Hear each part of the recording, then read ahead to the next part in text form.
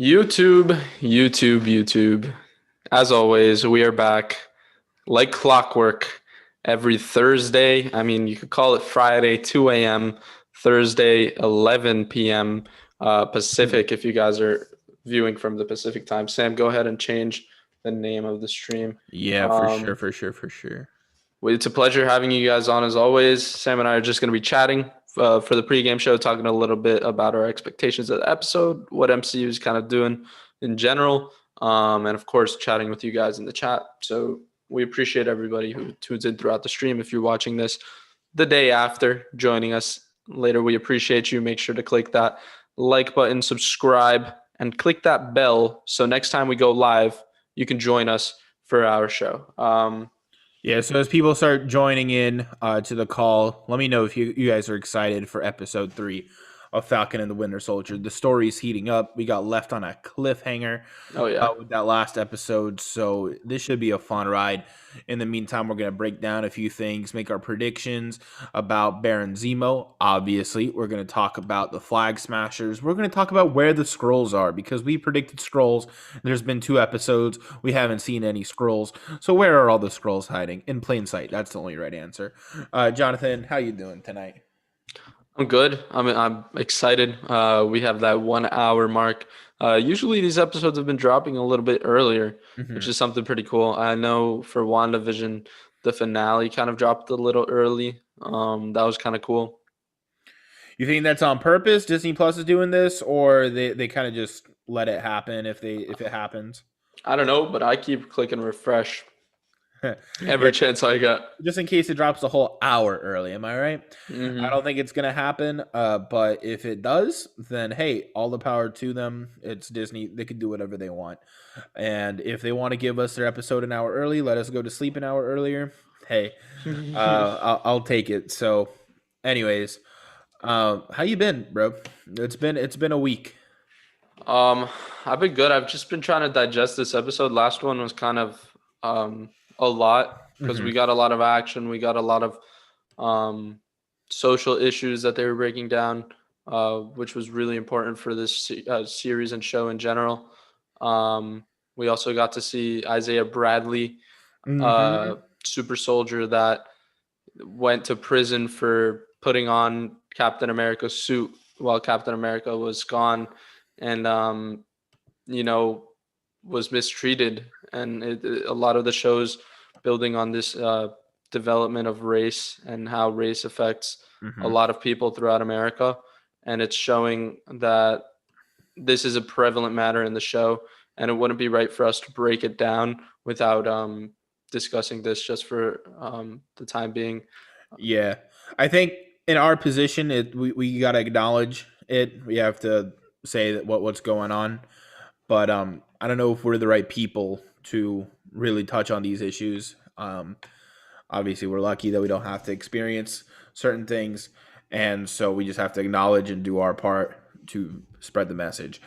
But the show, I think, is doing a really excellent job in showing Educating. off, yeah, in showing off these issues in at least an entertaining way where people can digest it a little bit easier and not be too put off by it, because a lot of times it's hard to make messages that are consumable but also acceptable by the public. But I think they're doing a pretty good job at that.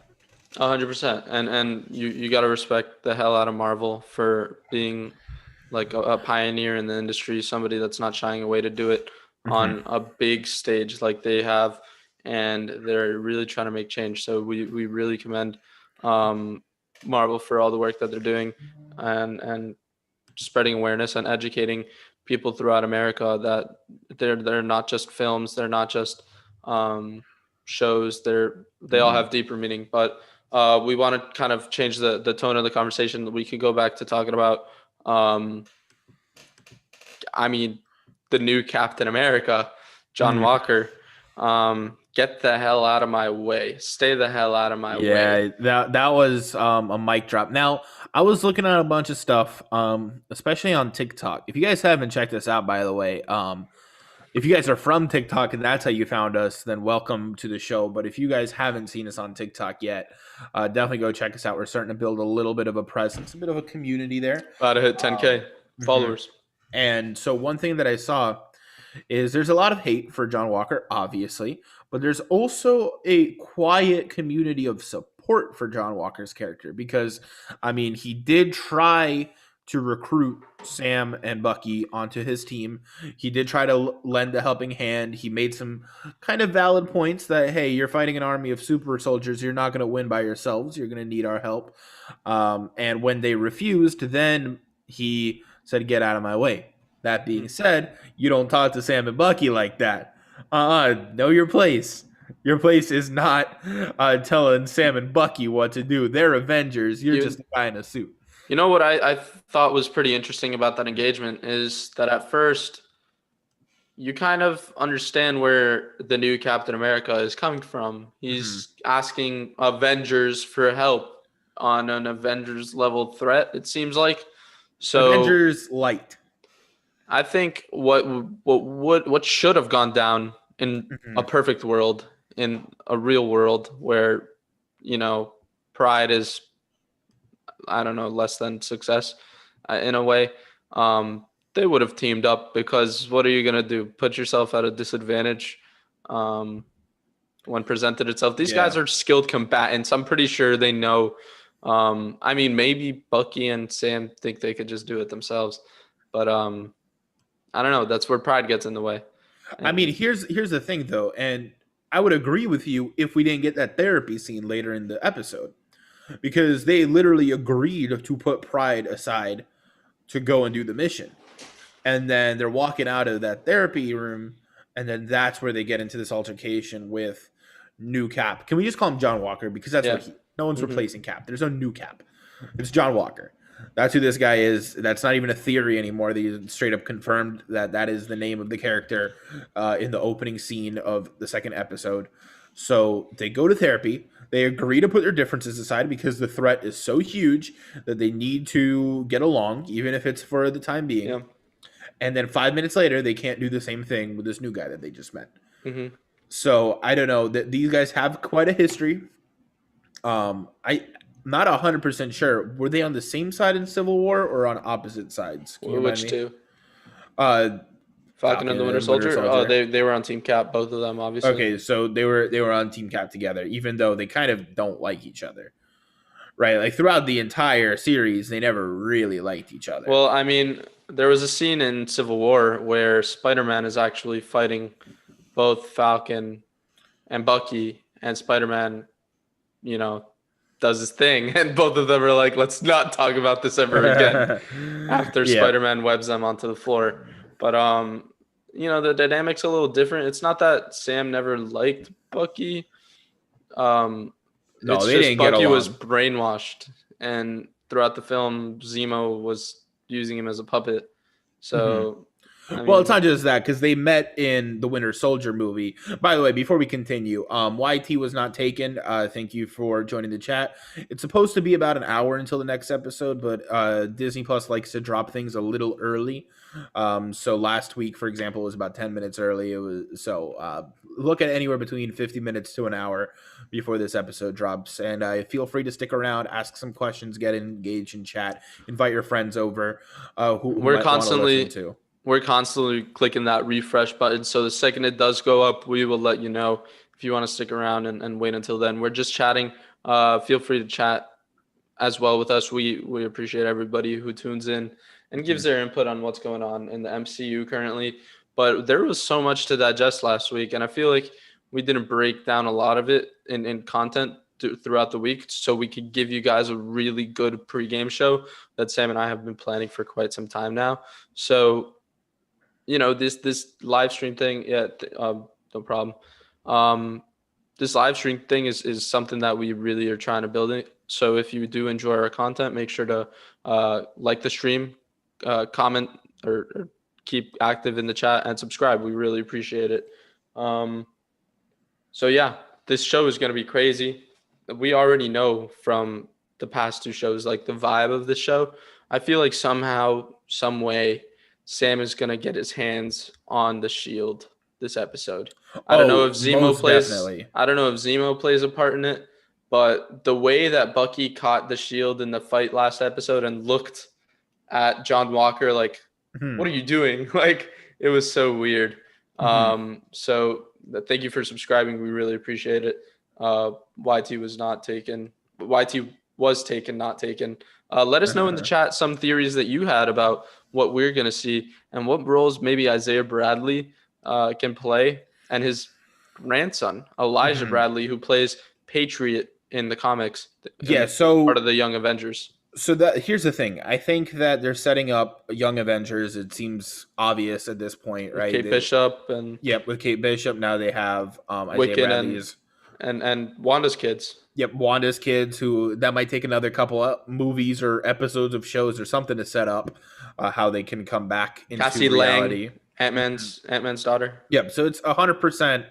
They're setting up a Young Avengers there. The question is, what will we see in this show?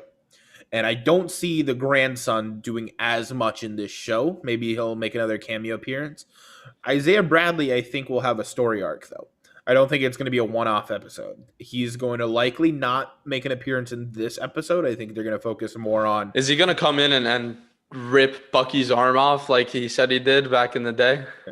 I doubt it. I doubt it only because if he does return, it'll be to help Bucky, not to hurt him. However... I think that what he could do is something similar maybe to one of the antagonists. It's kind of hard to tell who the villains are so far. Yeah. Because we certainly don't Baron like Jon Zemo. Walker. Yeah, we certainly don't like Jon Walker. We know Baron Zemo's been a villain before. The Flag Smashers are being presented as the big bads of this show, but all of them kind of have this little nuance to them where there's a gray area. Are any of them truly the villains? The Flag Smashers, they're certainly they were referred to as Robin Hoods in the last episode. Yeah, there's a large community that actually supports what they're doing. They take from the rich, they give to the poor. They help the little guy out. Isn't that what the Avengers do? Isn't that what Spider-Man, Friendly Neighborhood Spider-Man does? He goes around and makes sure is safe and not being screwed over. So that's on the one hand. We don't even know who they're stealing from because that was that text message. Yeah, we could talk about that. Who could that be? I have a theory about who that can be. You want me to go into that? Are you going to say it's Jon Walker? I am not going to say it's Jon Walker. Actually, the power broker. In the first episode, second episode, the ending credit scenes, there's a little torn newspaper that says "Beware of Power Broker." And in the comics, he's the guy that he has a lot of control over super soldiers and also can create super soldiers. So I feel like they might have gotten the serum from him. And in regards to the message saying something about the things that they stole, it was definitely the super soldier serum. Okay, so let me give you a counterpoint. It's Mephisto. Okay. No, I'm playing. But I think it's actually probably closer to Jon Walker because we know that the way that the U.S. government tracks these people is with their phones. They can scan a room basically, and if they see the little... We saw it with Red Wing and Falcon. Yeah, we saw it with Red Wing and Falcon. And by the way, our theory confirmed the government was messing with Red Wing all along. So I'm kind of happy about that one. That's 1 point in our column. We'll see if all the other theories pan out. That one panned out, so go us. 0.1 for Banter, for Banter, right? So I think it's Jon Walker that's doing this. The way that they track this group, the Flag Smashers, is with the phone, and he did not seem too thrilled about that fight. And I don't think Jon Walker is by himself here. I don't think he's just an agent of the U.S. government. And we said this before. We think that he's some kind of double agent working for Hydra or some other organization, whatever that might be. I think that has infiltrated the government of the United States at the highest level. Yep. So I think that whatever he is, maybe it wasn't him that sent that text personally. But first of all, the vibe of that text is very similar to the vibe of "get the hell out of my way." Yeah. Right. That's one thing. And two, even if it wasn't him that sent that text, it's someone that's affiliated or related with him. I think we're going to find out that. So why is he trying to stop the Flag Smashers? Because, and this is a comic book lore kind of thing. So one of the ways that they introduced him in one of the comic books was he paid a group of people to pretend to be terrorists who are supporters of Captain America. And he wanted to defeat this fake terrorist group of Captain America supporters to gain the title of Captain America himself. Interesting. And so that might be a similar parallel story that they're running with the Flag Like Squad. kind of with Like Syndrome in The Incredibles. okay, When he wanted to make the big villains destroy but the well, I'm town. blanking right now. Fishbowl Head, Spider-Man, Mysterio. Mysterio. Kind of painting yourself as the hero. Fishbowl Head. Yep. I can't believe I forgot his name. You know, but the Foggy Fishbowl? yeah. Foggy? How can you even see in that? Like there's just fog everywhere. Mhm. But no, seriously, like you're painting yourself. We're kind of seeing this dynamic of painting Mhm. yourself as the hero Mhm. when we aren't. I like that syndrome kind of comparison. Painting yourself as the hero when you're not. And I feel like we're gonna see like a dark Avengers team assemble with guys who follow Mysterio's path. Mhm. Maybe the new Captain America, Jon Walker, is on that team. Um, maybe Mysterio isn't even dead. There's theories that That's an illusion. Spider-Man's vague question that he decides to ask, is this real? Um, instead of is Mysterio dead, left the door open because he could have, I don't know, figured out a way to fake Edith. So the kind of blueprint for Dark Avengers or like a bad Avengers team Mhm. um, could set up some form of Sinister Six for Spider-Man. Yeah, listen, if No Way anyone's Home. interested in those theories, we will be for sure breaking down every trailer, every news drop for No Way Home, and we will be certainly watching it either live or hopefully by then we'll be watching it in theaters.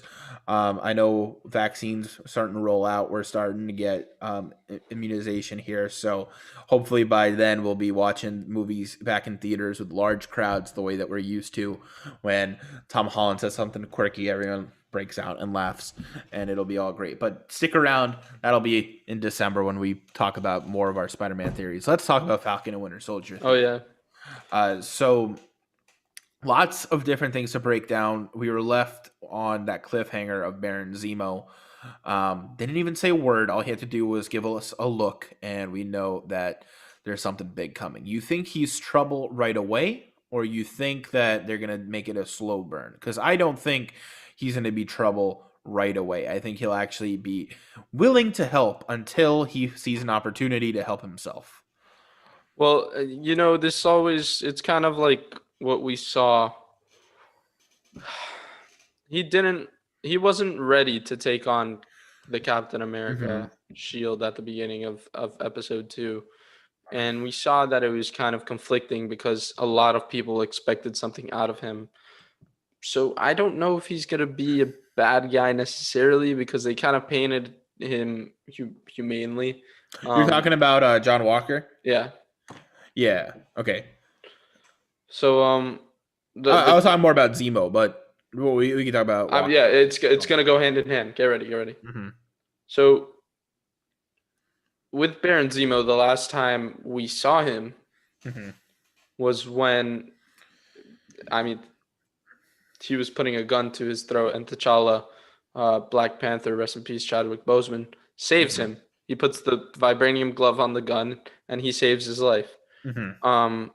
Of course, he's been in prison 6+ years now, and has been contemplating about what he's gonna do when he gets out. And I'm sure it's not good Uh-huh. because he thinks that a world without superheroes is the real world. And in a way, the new Captain America isn't a superhero. Right. He's a soldier. By that logic, Tony Stark wasn't a superhero, right? And by that logic, Thor wasn't really a superhero. He was an alien Asgardian. So I think this guy's lines of what's a superhero are kind of blurry. In fact, it seems like maybe the only thing that you could consider a superhero would be like Captain America and Bucky to an extent because he has super soldier serum, and maybe a handful others, Doctor Strange, Wanda, whatever, right? Mm-hmm. Um, so again, this guy's definition of superhero is a little blurry. His goals in Civil War at least kind of made sense. I don't know how, after seeing a Thanos event, a Thanos snap, a logical person can still hold on to the belief that we don't need to use these superpowered people if they exist to our advantage. Um, and the reason I say that is because Zemo was presented not as this crazy maniacal villain. He was presented as a guy who had an ideology that maybe was a little bit flawed, and he was really smart, right? Because he had no powers. He's just a guy. Yeah. He's just a really clever, really smart guy who figured Who out. got his hand on the book Yeah. that could control, I mean, a super soldier with a metal arm Yep. that later became vibranium. So, Yep. So he basically just figured out a path to accomplishing his goal, right? I don't know how you can watch Thanos snap away half of life in the universe. Maybe he was snapped too. We don't know. We haven't gotten a confirmation one way or the other. Now he does have how long can, like, how much of that beard grew pre-snap? How much of that beard grew post-snap? We don't know.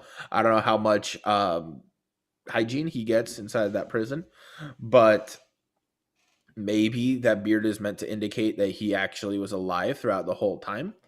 Maybe that beard is just a style choice that the actor decided to go with, right? yeah. So do we have, other than that, any evidence? Before that, I just wanted to say what's up to Bernard Afoa in the chat. What's going on? What's going on? We're just talking about Falcon and the Winter Soldier. Baron Zemo's role in this next episode in the series as a whole. Sam, just continue. If you guys are enjoying this content, make sure to like, comment, and consider subscribing and clicking that bell for the next live stream that we do for the next episode, because we are on weekly. Take it away, Sam. Yeah. So what I was saying is there any evidence that I might have missed of whether he was snapped or not? We only got a few seconds. Well, he had a little more gray hairs on the side, so it looks like he aged 5 years. I think that was intentional. Yeah, it might have been intentional. It might just be the actor. It's been a few years since we last saw him. But regardless, so if he, one way or the other, it kind of works. So if he was alive for the snap and he didn't get blipped, then he saw the devastation that snap brought upon the world. On the other hand, because he doesn't seem like a crazy guy, it's not like he wants to kill all people. He wanted to get rid of superheroes, however that might happen, right? Mm-hmm. It's not like he was an Ultron who wanted to drop a city on the world so that all humanity will die. It's not like he was a Thanos who wanted to snap half of life in the universe away. He just wanted to get rid of superheroes. That's it. Yeah. So if you see a guy from outer space snap half of life away, and then the superheroes bring them back, kind of have to rethink your ideology, don't you, buddy? You think he was a Thanos like worshiper, kind of like the Flag Smashers were when they were enjoying life during the blip? I mean, I don't know how he would have been affected necessarily by Thanos. If he's really in jail this whole time, what would he really have gained from Thanos' snap? Right? Like, clearly they didn't let him go.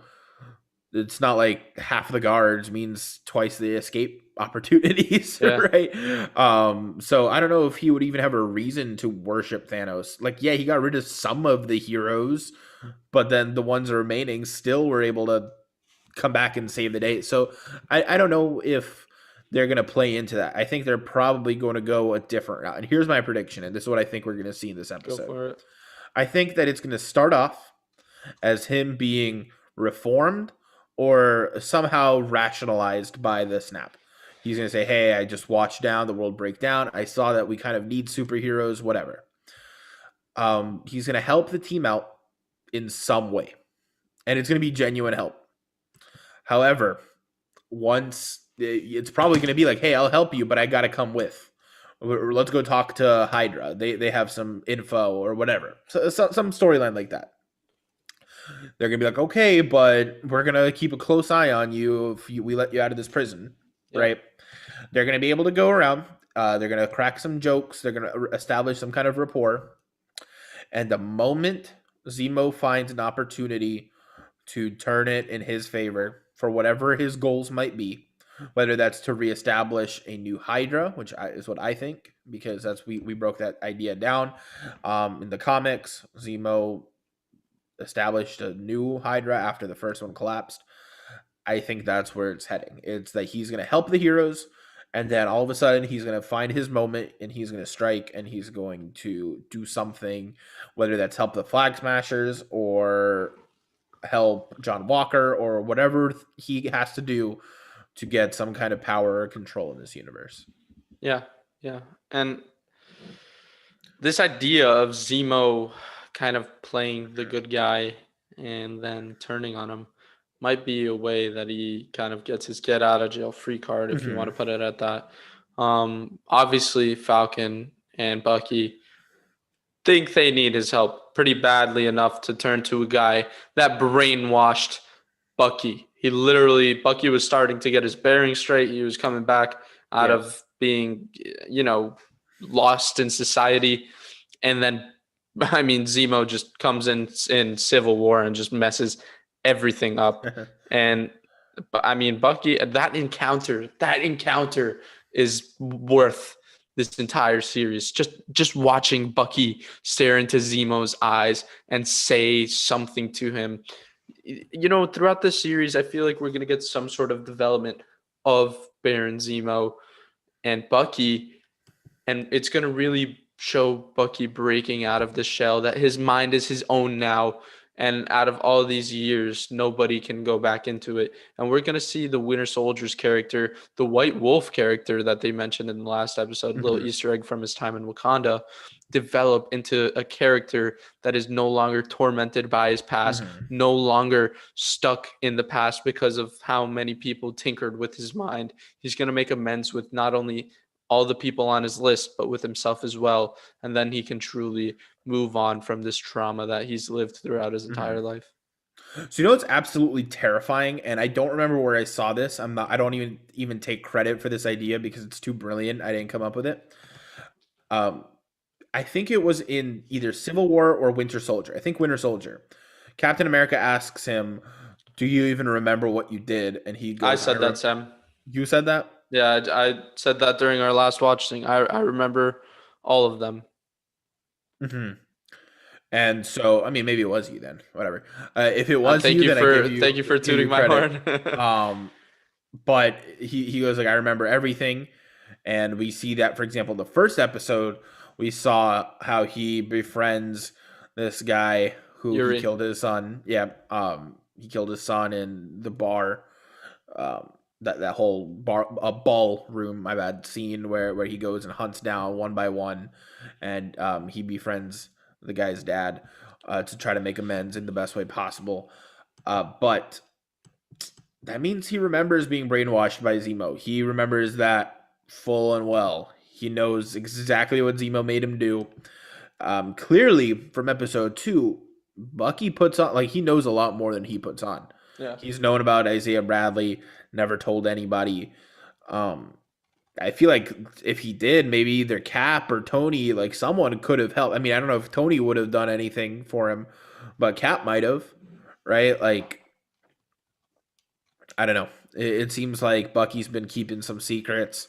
I think we're going to learn the answers to some of Bucky's deepest, darkest secrets in either this episode or throughout the show. There's not too many episodes left. How many is it? It's 6 episodes. It's a total of 6 episodes, so this will mark the halfway point of Falcon and the Winter Soldier. Today, we are in for a treat, Sam.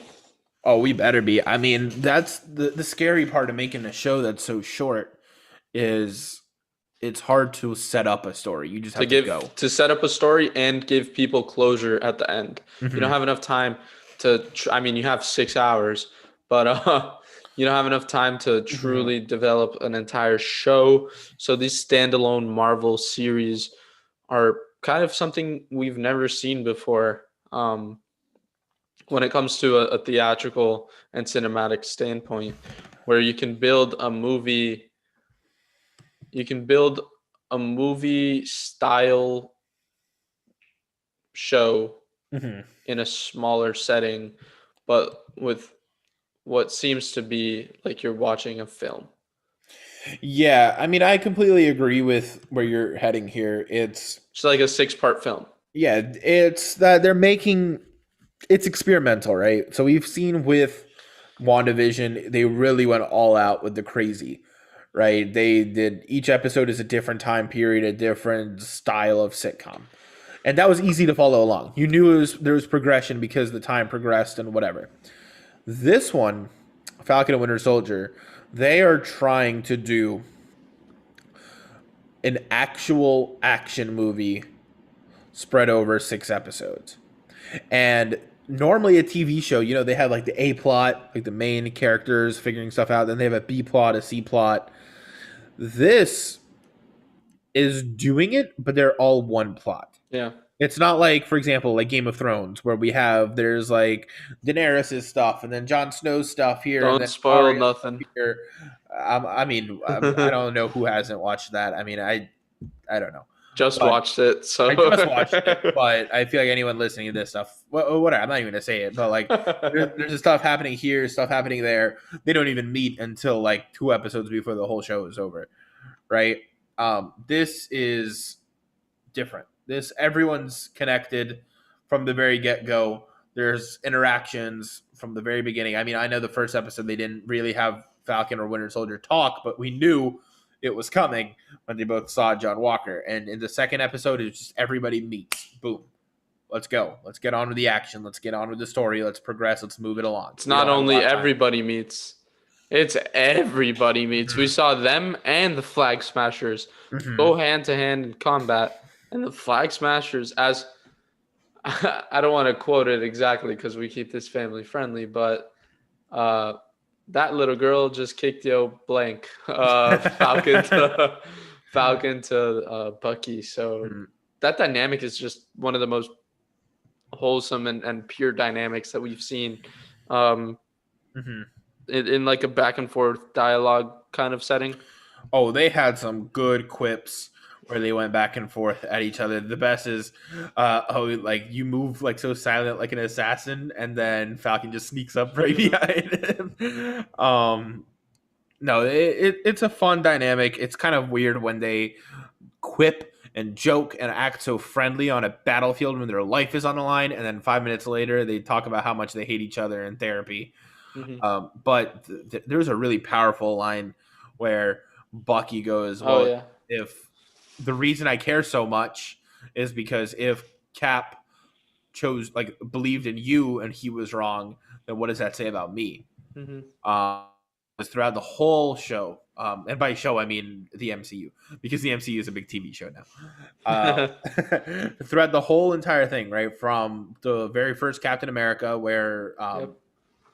right, Bucky kind of props up Steve, but very quickly Steve becomes the headliner and has to take Bucky along the ride with him. Kind of Yeah. quick role reversal there. But then Winter Soldier, Civil War, Infinity War, so on and so forth. Pretty much every other installation since then, it was Cap believing in Bucky, even when uh, Tony Stark had reason to hate him and want him gone, and the whole world saw him as a convicted terrorist.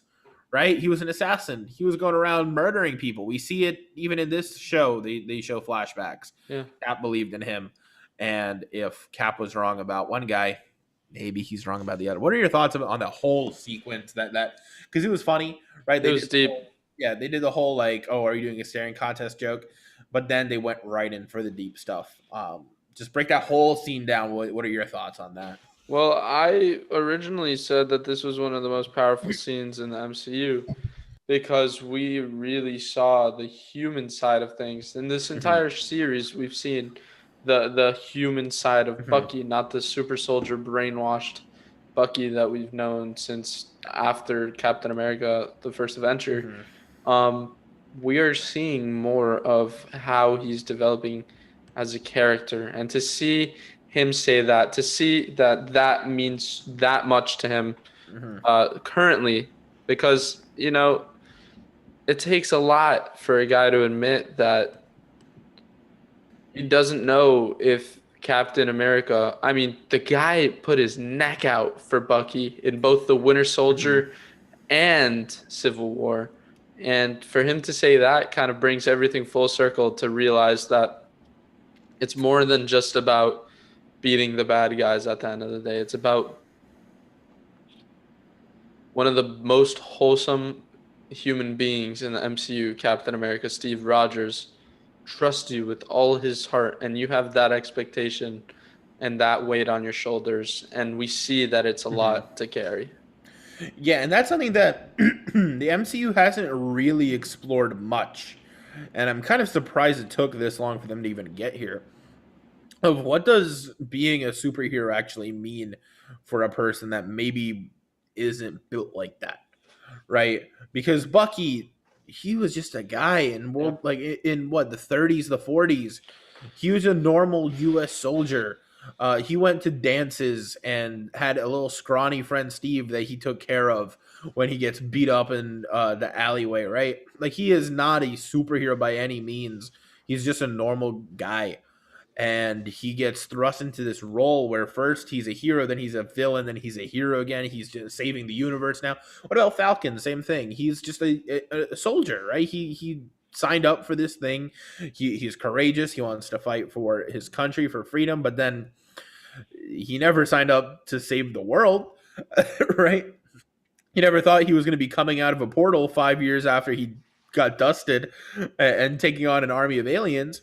So, yes, they play it up for the show. It's a spectacle. We never are expected to think of, okay, well, what happens when these guys get home? What do they think about? Right. And this show really kind of shows that side of these characters. And it's two characters that are probably some of the most relatable in the entire MCU. Yeah. Uh, I know they just made us relate to a witch and a cyborg for 10 episodes, but these guys maybe are more realistic, more grounded characters. It's a little easier to relate to them. Yeah, if you guys are checking this out, make sure to comment in the chat section what your theories are for this episode. We really appreciate everybody who is tuning in. If you are enjoying the content, make sure to like, comment, and subscribe. Mhm. We really appreciate it. Click that bell so you guys are aware of our next live stream, which we do every episode. So We got we a half are, hour left. and I think it's more like 10 minutes because um, it usually drops a little early. I'm checking right now. If it's up, it is currently not. But um, Sam, Uh, just talk for a minute. I'll be right back. all right. Yeah. If anybody is tuning in and is listening, please drop all of your comments, all of your ideas, all your theories in that comment section below. If you haven't seen us on TikTok yet, we're popping off there. So if you are from TikTok, welcome. If you haven't been there yet, definitely go consider checking us out. We're almost at 10K followers, so hit that follow button when you get there. It's building us out to a great community. Love talking to you guys. And so while Jonathan takes his sweet time to return, we're just going to talk a little bit more about that scene with the therapy that they were talking to one another. Falcon and Bucky, these guys, they've had a history.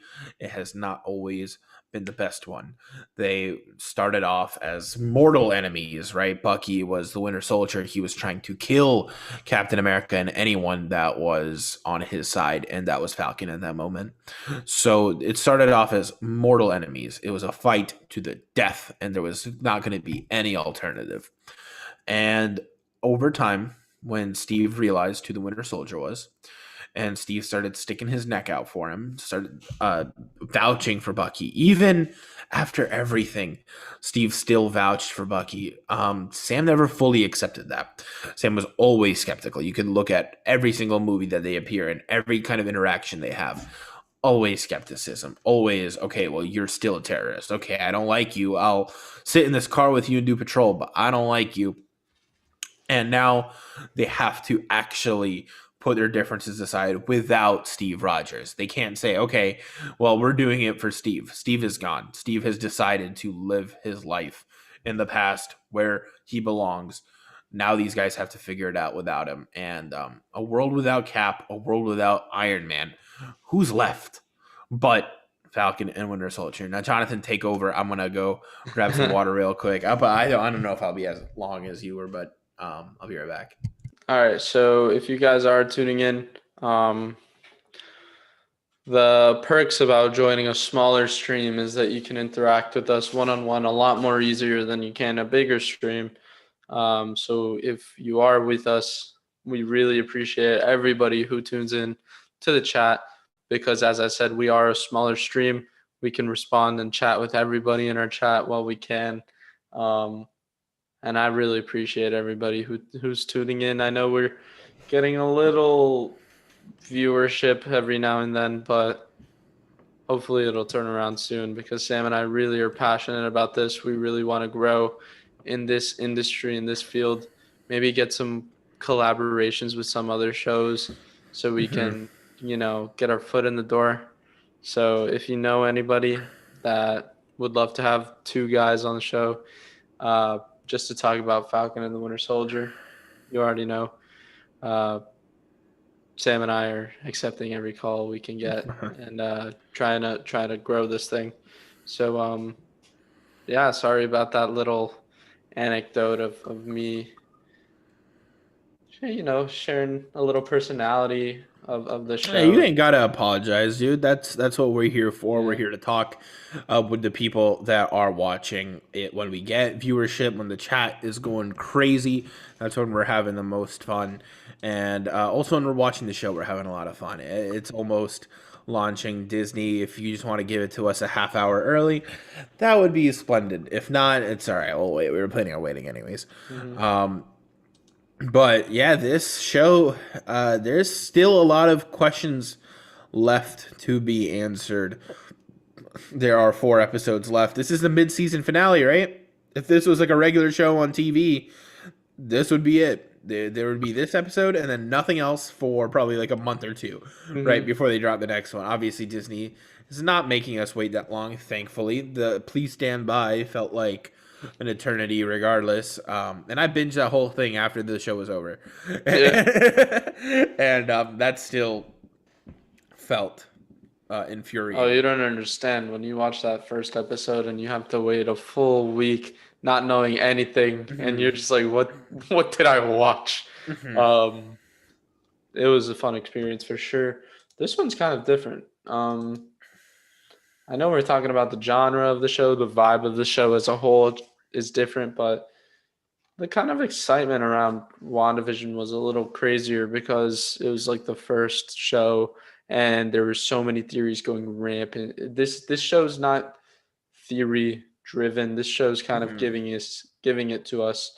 I'm sure at the end we'll be left on a movie building cliffhanger, Mhm. um, which is what Marvel is so keen at doing. Um, Yeah, no, you're right. And when a show is grounded in pseudo reality, it's a lot harder to make theory fodder than when the whole show was about how a witch accidentally trapped a city in bed, right? Two very different vibes, two very different types of theorizing. But there is some room.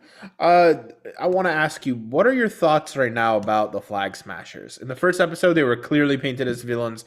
Second episode, they were kind of in between. They were, oh well, they're the villains because they're doing bad stuff, but they might not be so bad. yeah, they're also juiced up on super soldier serum that they apparently stole or were given. We don't know yet. Um, I I know they're probably gonna end up painting him as the good guy, and then maybe the Flag Smashers team up with Falcon and Hmm. Bucky to take down the new Captain America and new Hydra. But imagine that. Imagine that. Um, a super soldier army versus the new Hydra. That would be insane. That would be I don't know why they would put that in a show and not a movie. But um, I mean, I have an answer for you, and it's not a pretty one. go ahead. You want to know? It's because they released a Spider-Man movie that comes out 2 months after this one's supposed to end. It's chronologically, not in release order. Hmm. It's because whatever they do, they have to wrap it up in a nice, neat little bow, so that when Spider-Man happens, this doesn't bleed into that story, right? Hmm. Because don't you think it'd be a little harder for Mysterio to do his plan of world domination if there's super soldiers battling up against other guys. Like, wouldn't Mysterio be called in for that level of a threat if he's that good of a hero, right? Shield would certainly know about it. They would certainly have their eyes set on that. Nick Fury or Skrull Fury, which we haven't even talked about that yet. There's about like We're 10 running to out 20 of time minutes. here, yeah. Yeah. We've been betting on an appearance of Skrulls. It's episode 3. How long did it take for them to appear in WandaVision? Do you remember? It was in the last cutscene.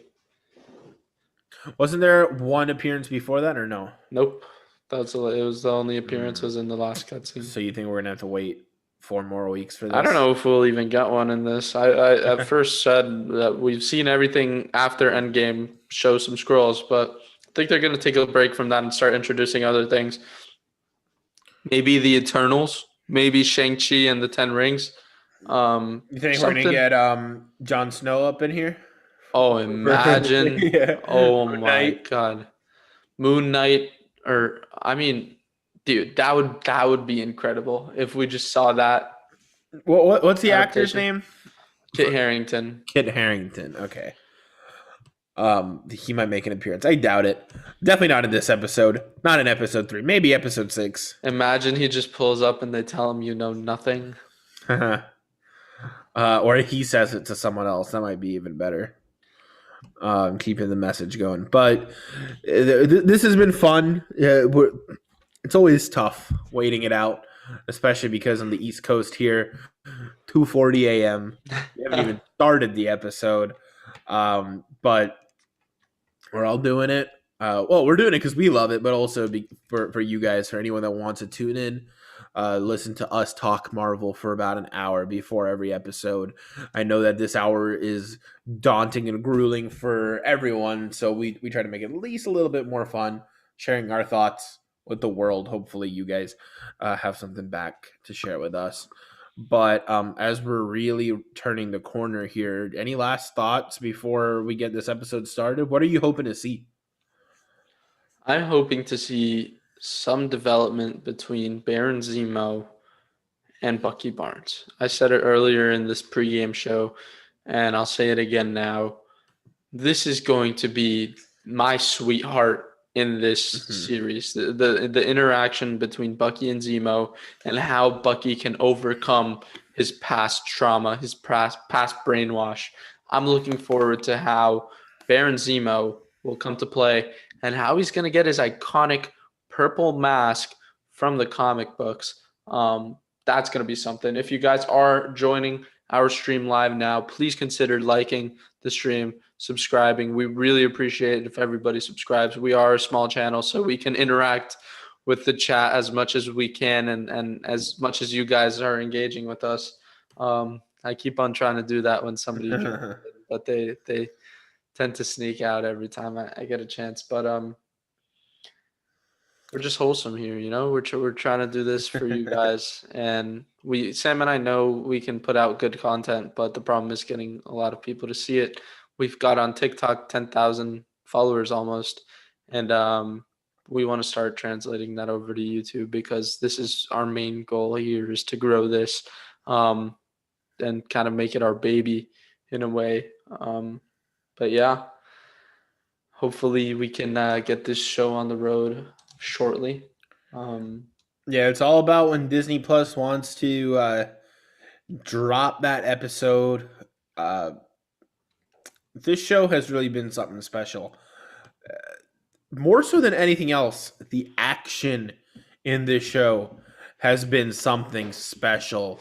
I know you made a little breakdown on TikTok about how they took a lot of inspiration from Iron Man for some of those aerial action scenes with Falcon flying around, zipping back and forth, them zooming in on his face, kind of the same way they did with Tony Stark. Where would you rank this in Marvel action? Well, the opening scene is like top tier. It's like S tier kind of. That's one of the best openings in the Marvel Cinematic Universe. I mean, even last episode, dude, on the train. On the 18-wheelers. Yeah, the 18-wheeler. You're right. But That Yeah, that was a pretty good action sequence. I just don't like how out of nowhere the new Captain America, Jon Walker, comes in the helicopter, all cool and stuff. That kind of like a guardian angel. I didn't like that. you just don't like John Walker getting any kind of love or Yeah. appreciation. That's all it is. Mhm. But like from a pure action standpoint, like that was awesome. Oh Uh, yeah. they had to introduce him somehow, other than like not him as a person, but him as a hero. They had to introduce him some way. I think that's probably the best way they could have done it. He was competent. He wasn't the best. Steve Rogers would have messed them all up, but Mhm. he was competent. He didn't get his behind handed to him right away. Right away, keyword. I mean the use of the shield was pretty good. I mean, he saved his friend in the narrowest of windows, throwing Mm-hmm. the shield under him. That was kind of crazy. Why have we But not seen that before? you know what we've seen, Sam. We saw him throw the shield linearly. It was back and forth, back and forth, back and forth. Mm-hmm. Captain America, on the other hand, Steve Rogers, He would bounce it from one guy he to the he would throw it other. over there and catch it over here. Like, um, I mean, was it Peter Parker that was like, does that thing just no, it was Ant-Man. no, it was Peter Parker. That defies the laws of physics. Yeah. Yeah, one of them. It was either Ant-Man or Peter Parker that was like that shield just does not follow the laws of physics. Ant-Man was on Team Cap, so it was definitely Spider-Man. I just saw it a few weeks ago. Well, I don't know if it was like what team they were on, because Ant-Man's never seen Cap fight up until that point either. It was Spider-Man, Sam. I saw it a week ago, so Yeah. So I mean, regardless, that shield, the stuff Cap did with that shield was ridiculous. And obviously this guy doesn't have super soldier serum, so you can't do that. But how does that even work? Did they ever explain that in the MCU? We might need to do some digging if they they ever ever explained explain how Cap can just bounce the shield off of random people. it's big. Eventually he got like a magnet on it, so it would come back to the magnet. Eventually, but not But right at away. first it was the super soldier serum advanced his intellect, and he was able to bounce things off of things and know exactly where it would go. Just because, I mean, he's a super soldier. Was that ever directly explained, or was that something we were just supposed to? No, that's like be okay with. In the comic books. It's like that, and you know, it's a movie, so they're gonna make it as It's a fun action movie. Shut up and deal with it. Yeah.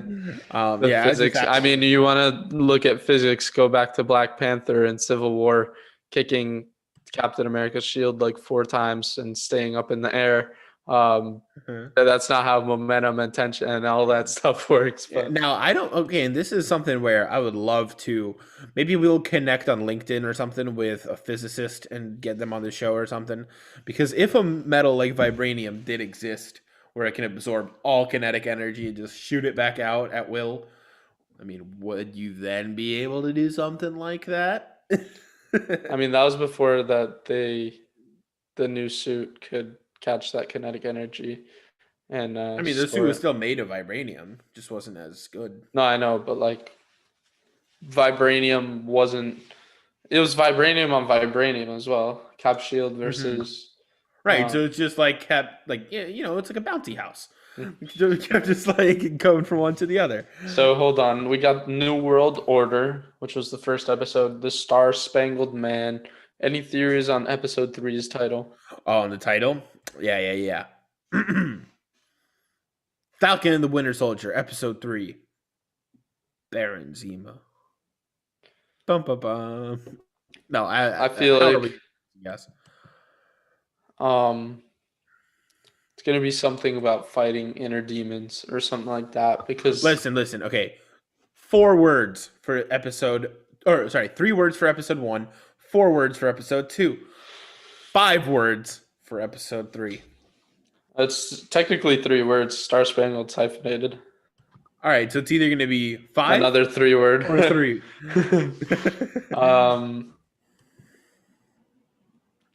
Dude, this is gonna be a crazy episode. We say that all the time, but Mhm. like, it's Marvel. What do you expect? It's exciting. We have a good time watching this. Listen, it's 10 minutes till showtime. Last I'm time, gonna refresh. I refresh every. and it's there. It's there. So they do 10 minutes before 3. So yeah, guys, if you're watching live with us, Power broker. It is 2 words.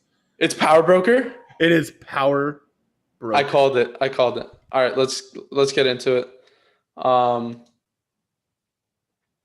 You ready to rock? All right, not yet. Let me set my stuff up real quick. Because when I watch this, I have to.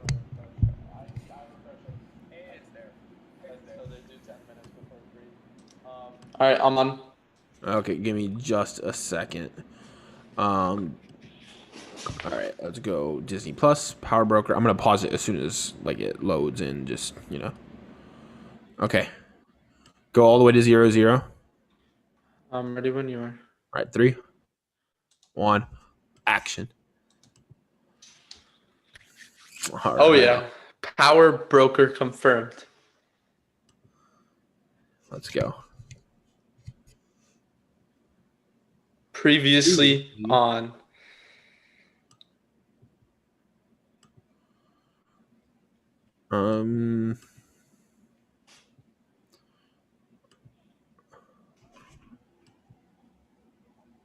Yeah, that was messed up.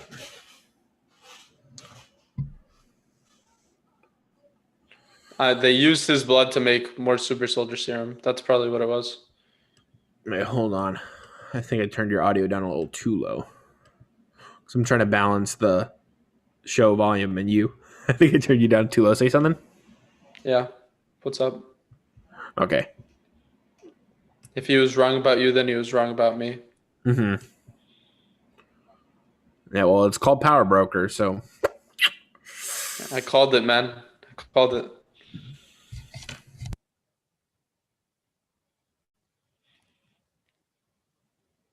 If you guys are joining us live on YouTube, the episode is just starting right now.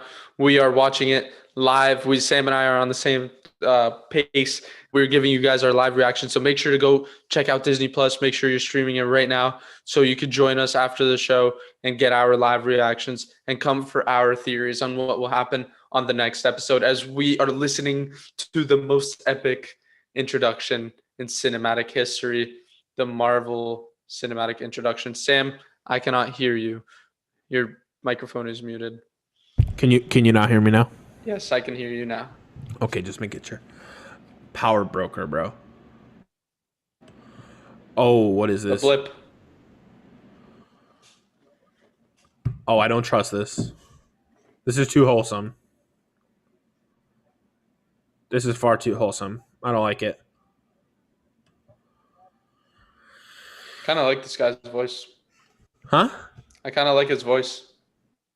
Well, it's too soothing.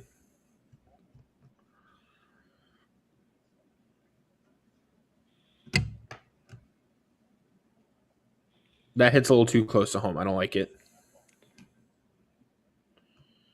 So they're the ones who made Captain America, the GRC. Perhaps.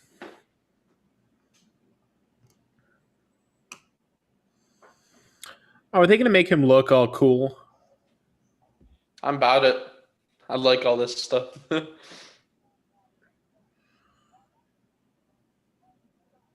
Oh, okay. So just a total raid of the Flag Smashers now.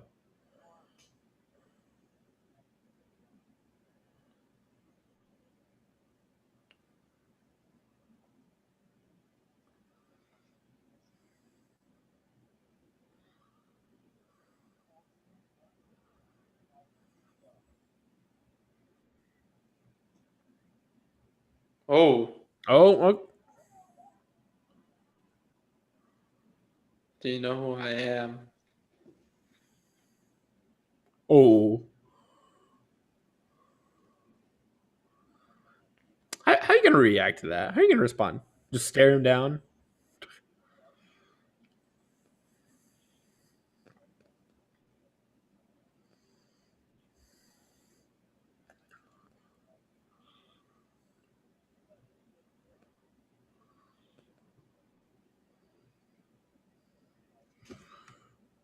This all but confirmed my theory that it was Jon Walker threatening her on the phone.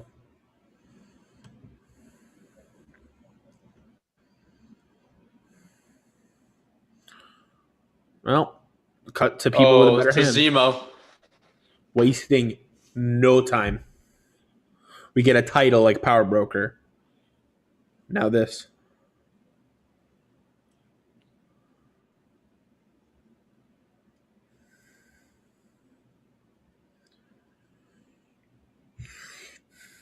Oh, this is it. This is what I was talking about. Zemo, one-on-one. No Falcon. Nothing. Just This is one-on-one. what I was talking about.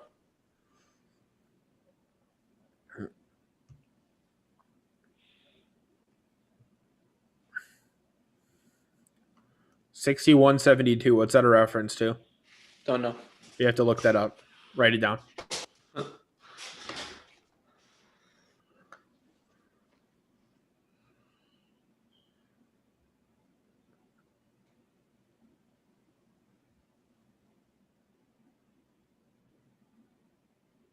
He's doing the words already. Mm-hmm.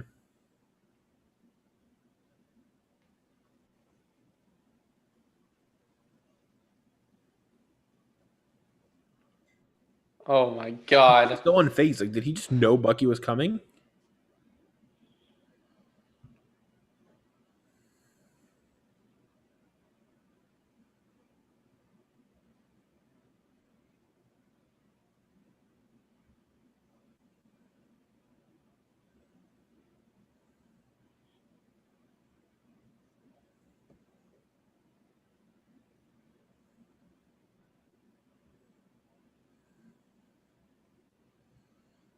He's like, oh, do tell.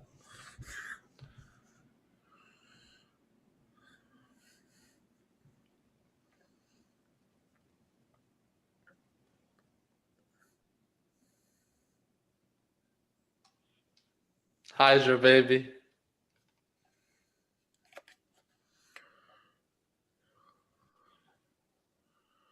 Oh, no.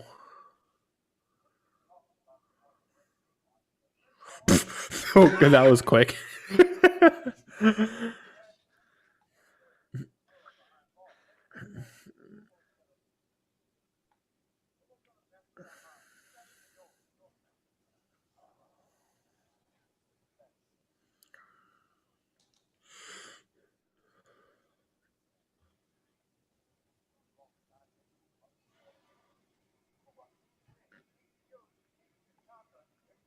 R.I.P. T'Chaka. R.I.P. T'Challa.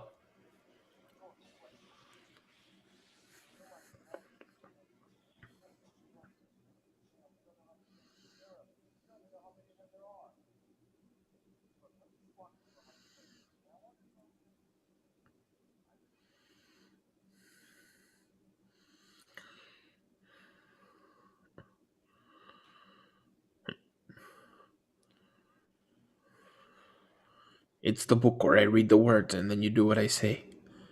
What book did he say, Sam? I couldn't hear you. He said Machiavelli. Okay.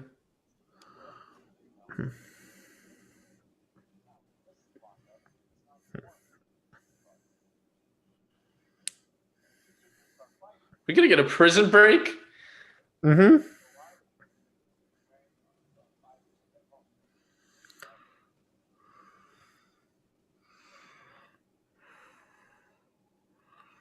Uh-oh.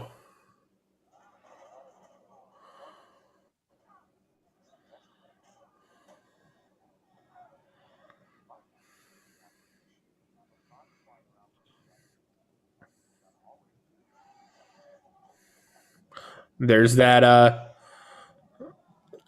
combat skills we know he has. Mm-hmm.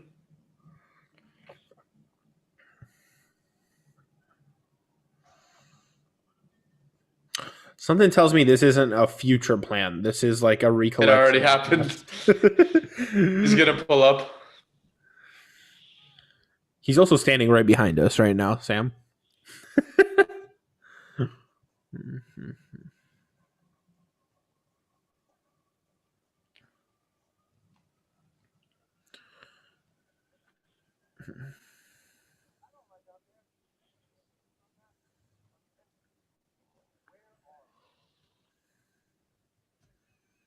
We're at Zemo's place. Oh hell yeah.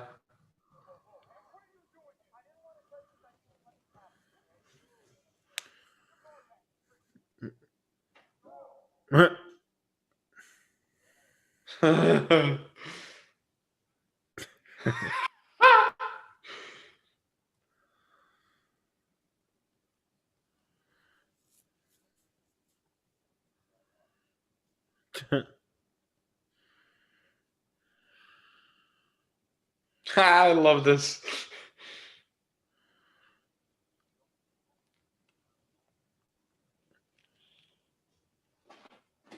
Okay, so far exactly what I predicted.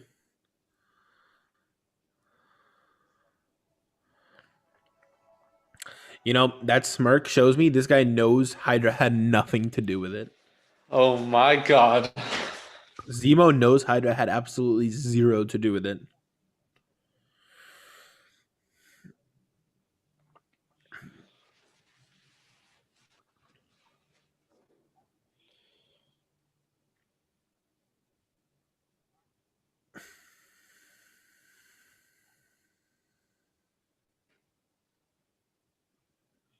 Oh, it's the mask. It's just chilling there.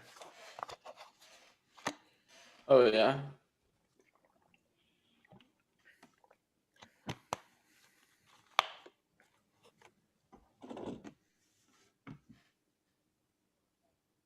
And his coat.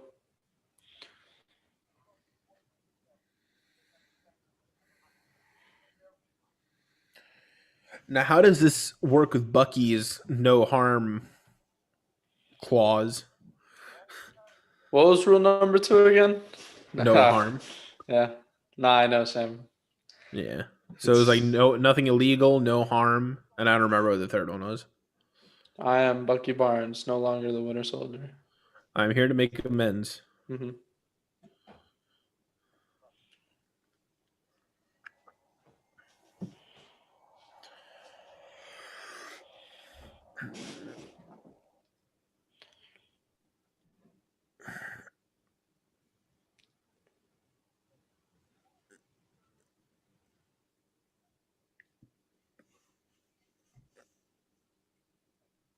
Oh no, that's rude.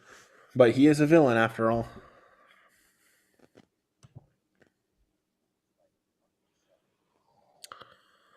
Oh, someone in chat said they want a Bradley origin show, and I'm all for it.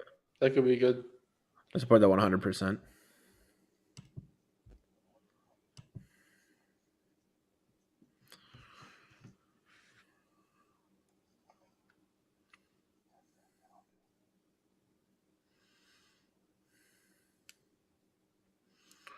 We know who Nakajima is.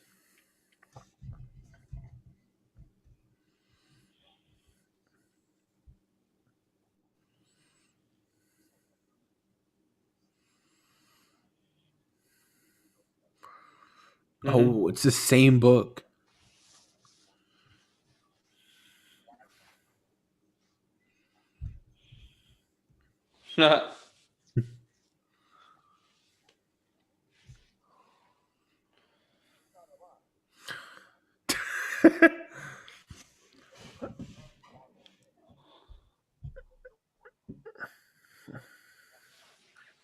Marvin Gaye is a classic.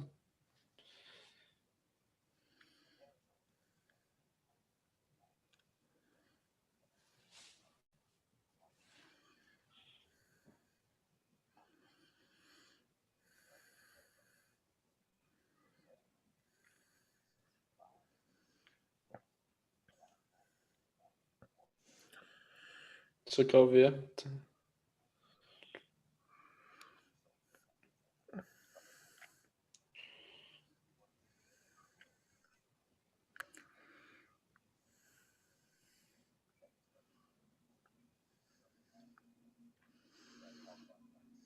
Madripoor. That's a Fictional. reference to something I It's a didn't catch. it's a fictional city in the Marvel comics that it's very elitist and there's a very large class barrier between rich and Oh poor. no, I don't know if you heard that because you were talking. What did he say? You said, James, you have to become someone you claim is gone. Cough, cough, Winter Soldier, cough, cough.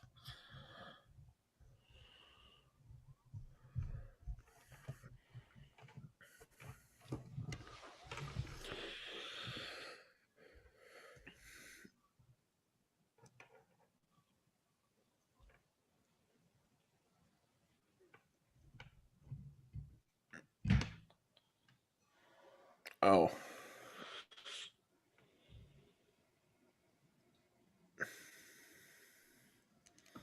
Yeah, they're definitely not playing the Flag Smashers as the ultimate villains of the show.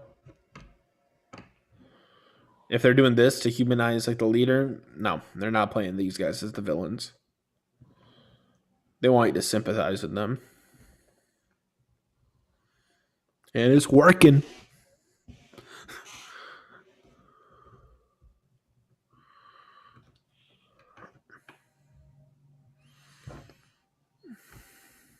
That's unfortunate.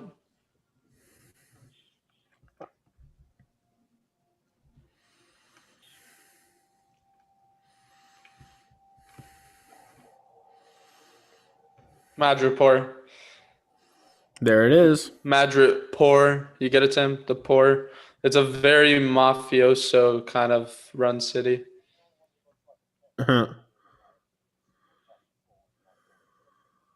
Damn, Falcon's got that drip. Yo, their drip is poor. My drip poor. It's a good joke. It was a good joke.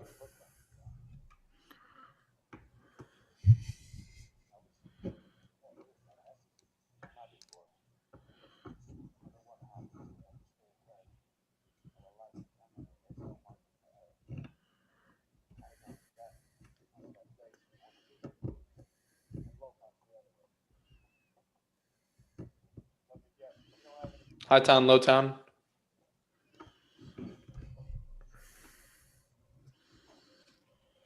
That's what I was saying about very separated class system. Right.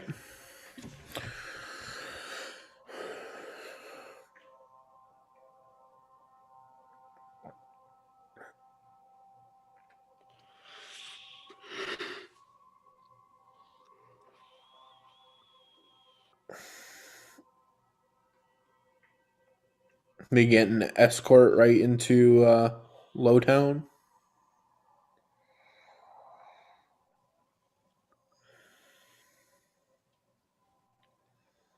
I'm gonna check on YouTube real quick, see if we got any other chats.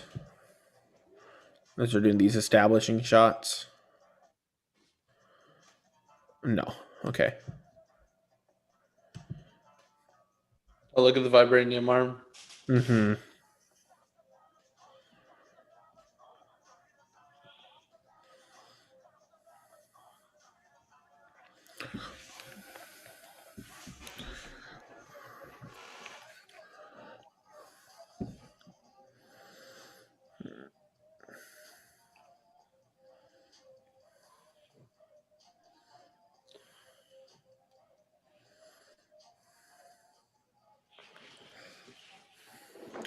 Oh, they're probably hiding so many Easter eggs in this scene alone. Power Broker is watching. Damn.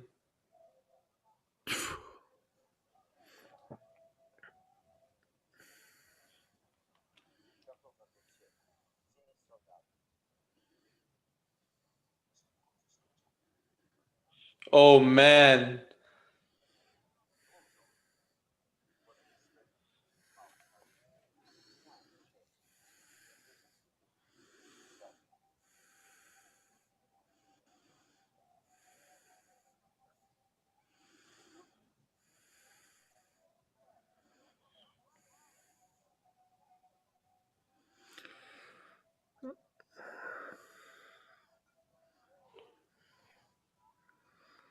You What don't the drink a hell? snake venom?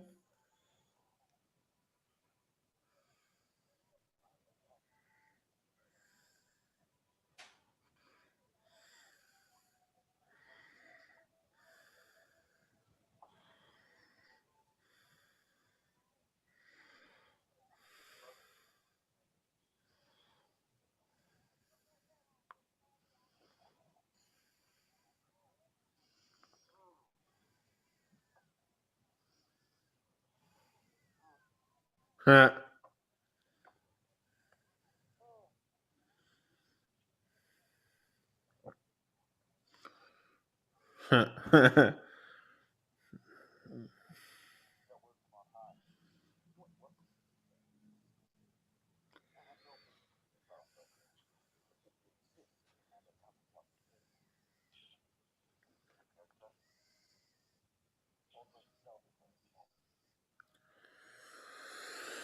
Uh-oh. Already getting a confrontation with the power broker.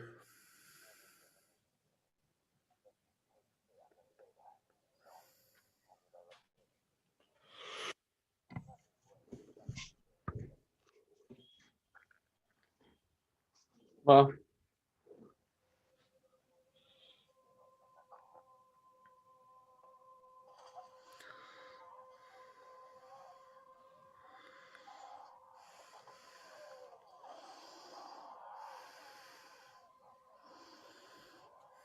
Oh, everyone's filming.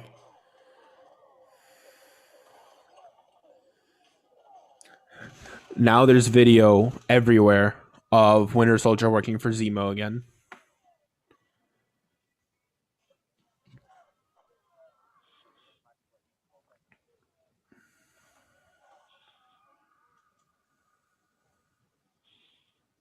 that's the same screen that they used Mm-hmm. in the Winter Soldier movie.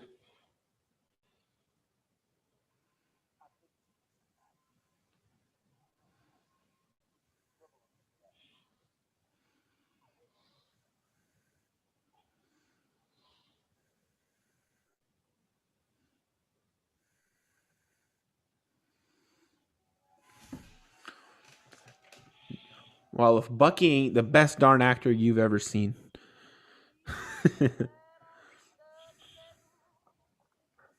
Oh, I like this scene. Hmm? I like this scene. Mm-hmm.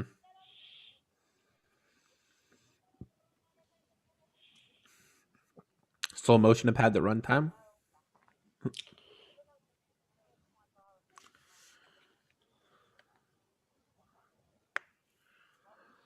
The power broker. Nope. Sybil.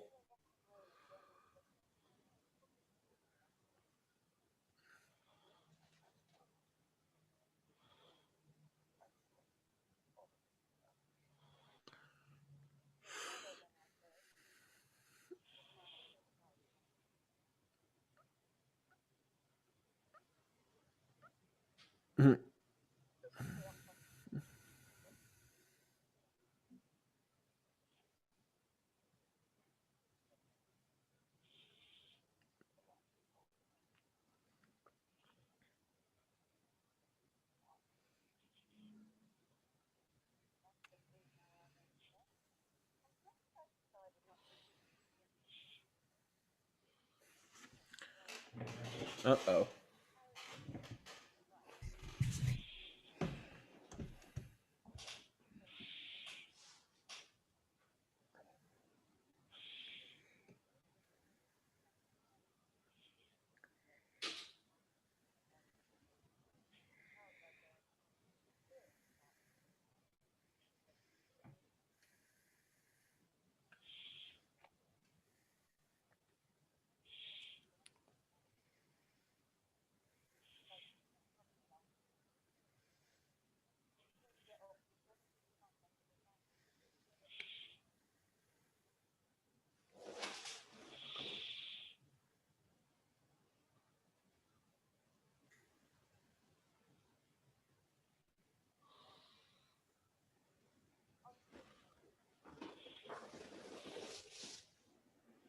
Uh-oh.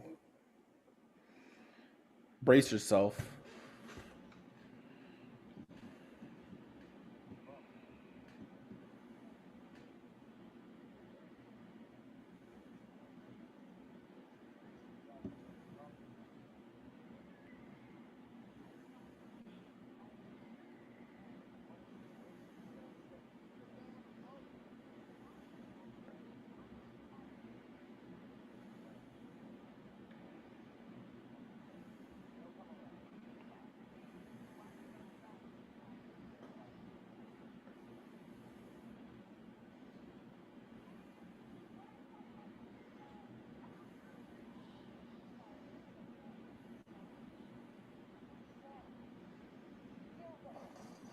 Oh, well, that didn't take long. Oh, what?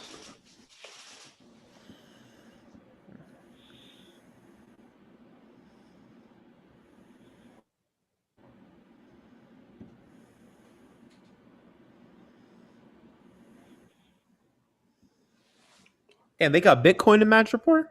No way.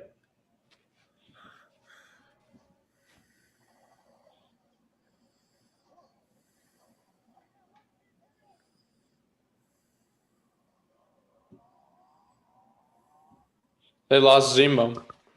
Hmm? Zemo's not with them. Nope. Who's trying to help them? The Flag Smashers? Perhaps. Oh. Sharon Oh. Carter.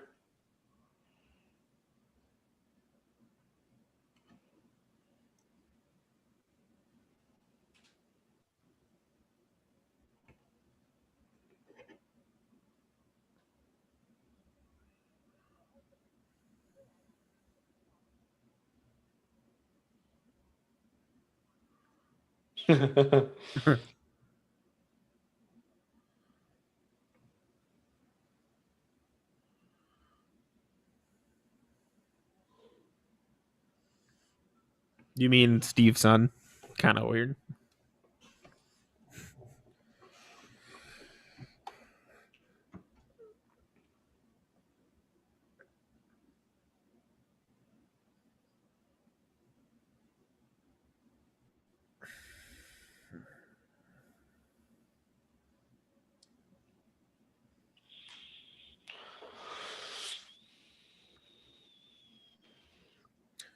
Definitely not the twists and turns we expected this show to go to, huh? Not at all.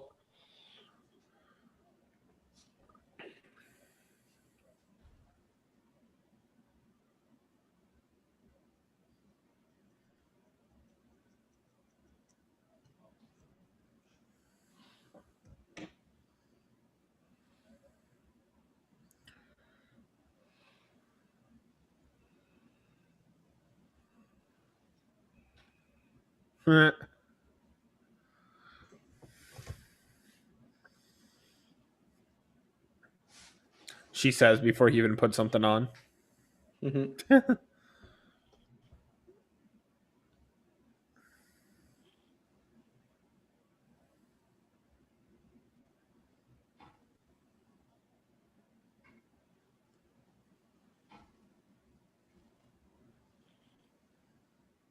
Oh.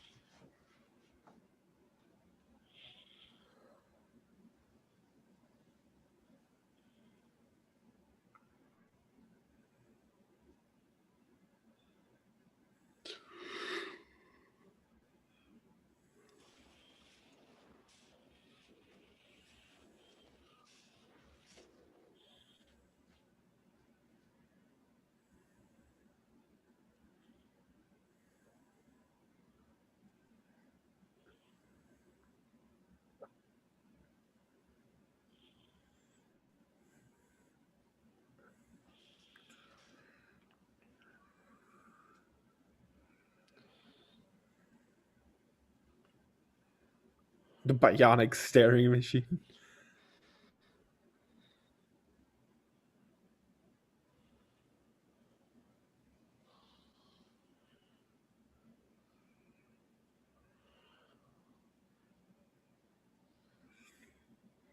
Zemo's like, what's in it for me? Plot twist. She's the power broker. Oh. That would definitely be a plot twist. Not a very good one, but it would be one. I don't trust her anymore. Mm-hmm. Plot twist, she's a Skrull, which seems easier to believe somehow.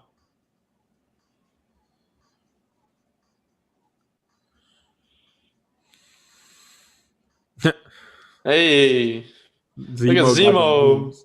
He getting it in.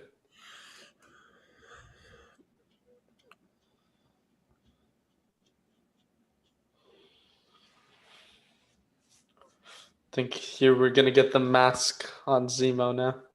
Mm-hmm.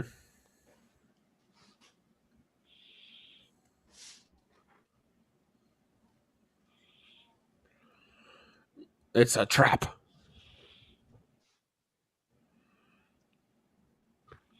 You think this legit or it's a trap? Quick. It's a trap. You already hear the eerie music. I don't trust Sharon anymore. She goes, psych, locks the door.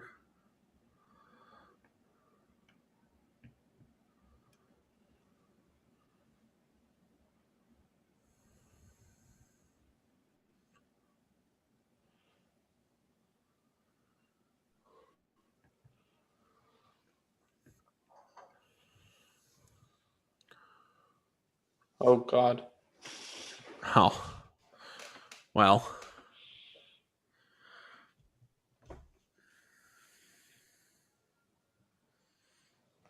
Yeah, Bucky looking back like that, that's foreshadowing. That door's locking behind him.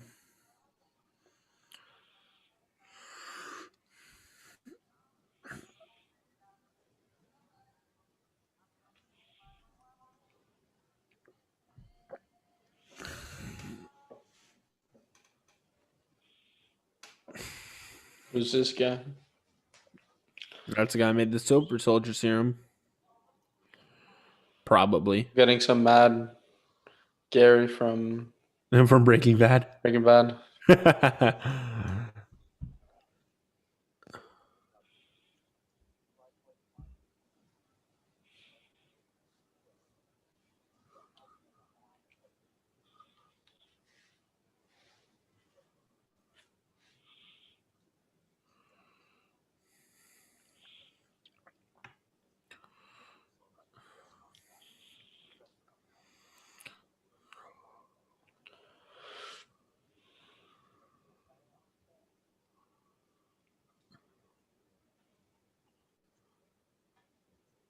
Uh-oh.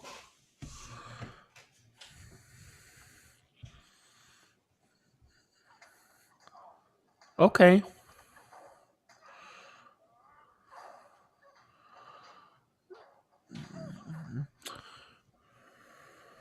Damn.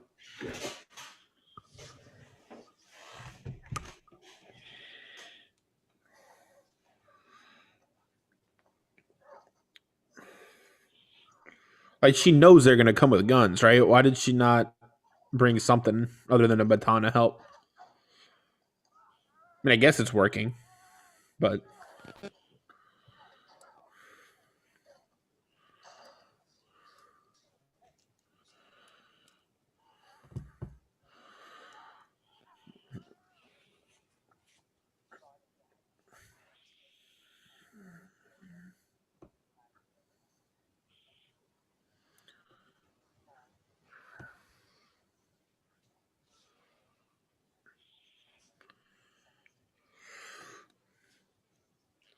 oh, that's Bradley, isn't it? Isaiah Bradley.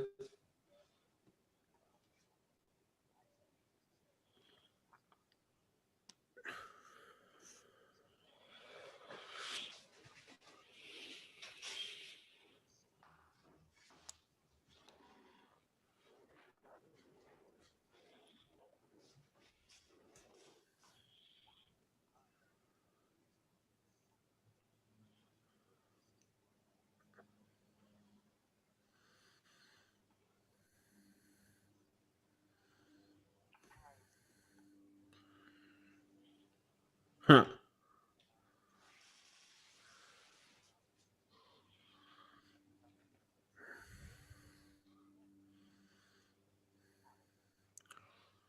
So Hyder's program is gone.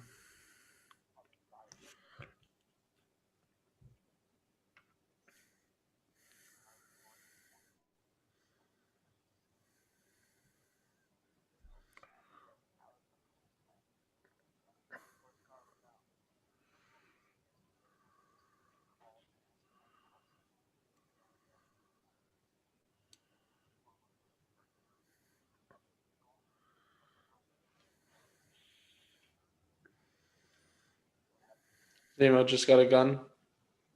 Mm-hmm. Zemo doesn't look like he's ready to leave any witnesses.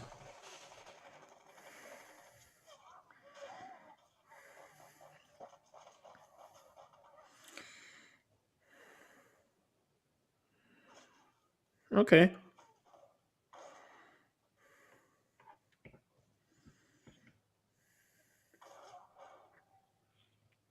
Hmm. Oh my god. Carter got some moves.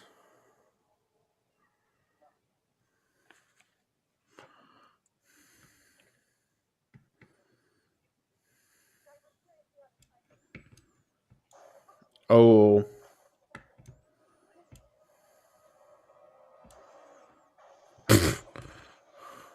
Yeet.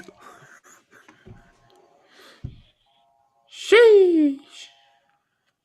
Damn. Why did Zemo kill him? Huh?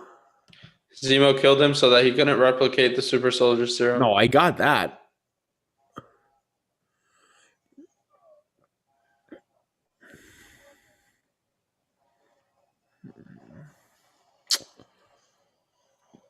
There's no way they made it out of that alive, right? I mean, they did because it's a superhero movie, but there's no way, right?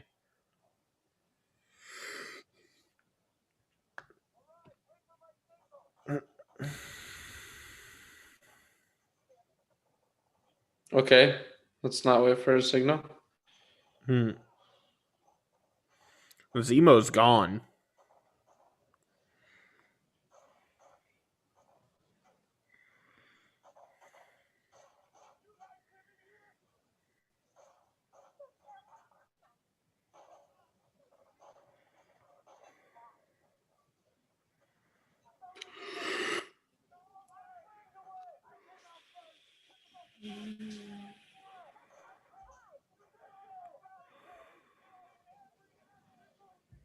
They literally are the action movies.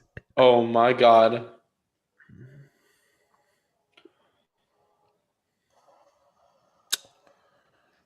Okay.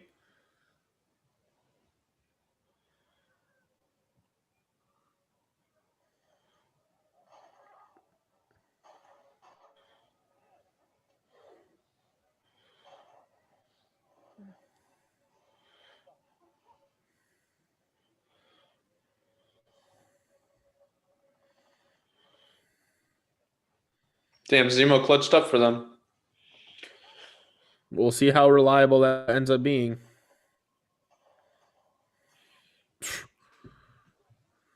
Oh my god.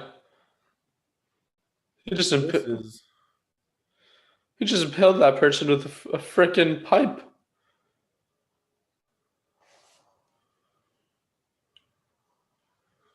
What did he just find and say hello to? a car. Oh yeah.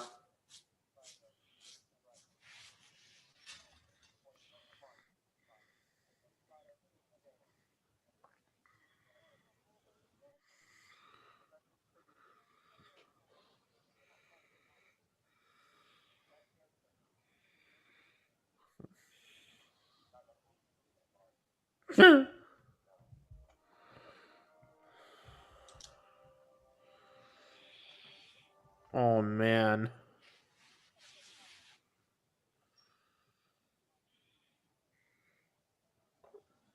Who that?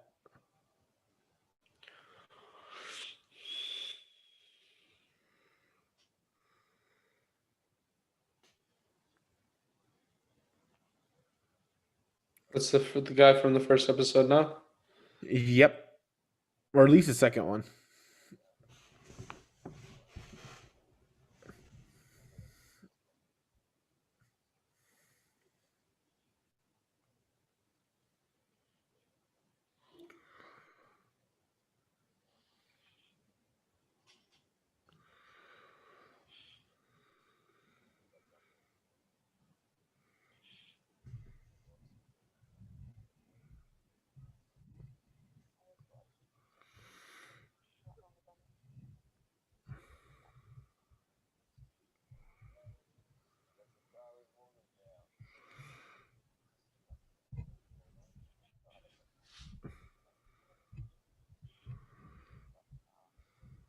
Mm.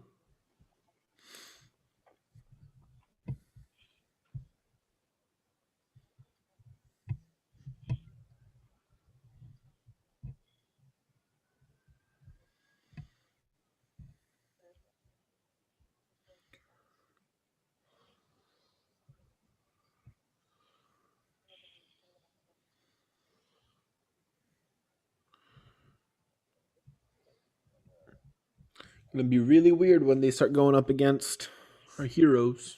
Power Broker's the bad guy. Mm-hmm.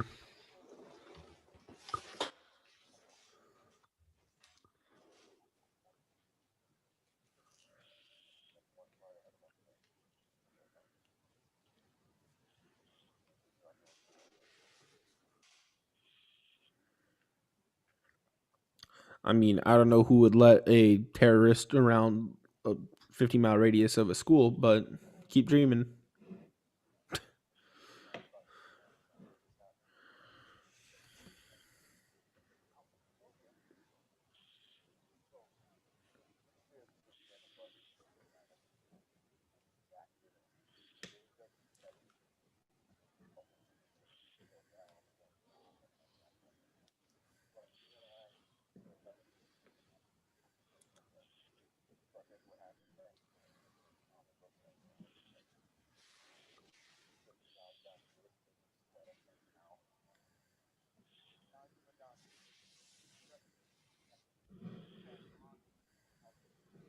Joaquin Torres, yeah.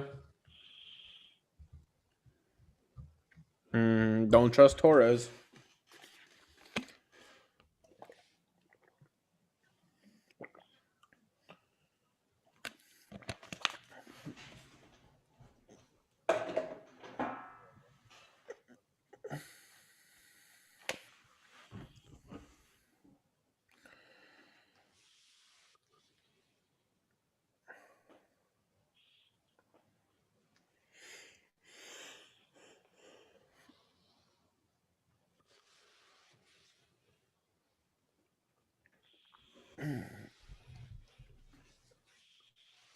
Oh,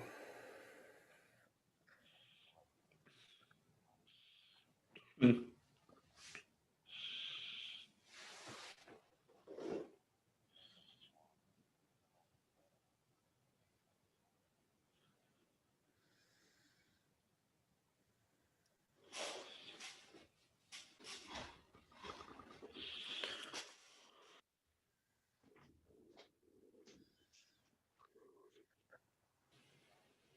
Dead, yeah.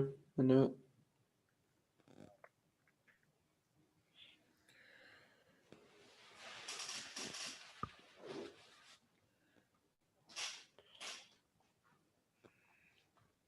Zemo got all the hookups. He does.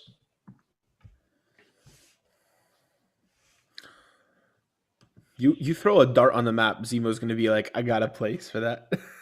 For sure.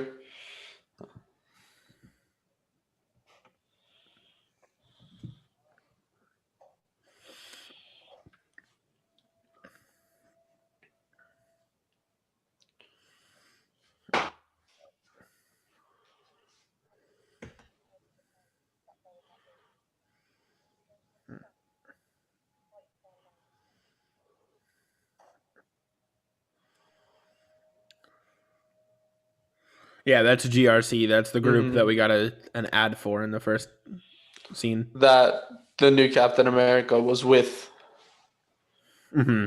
The Global Repatriation Corps or something. Mm-hmm.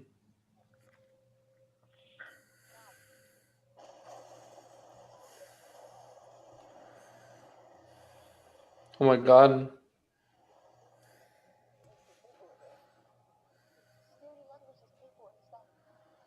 Mm. See, are they Yeah. the good guys? Are they the bad guys? Who knows? Find out next week. I don't like him.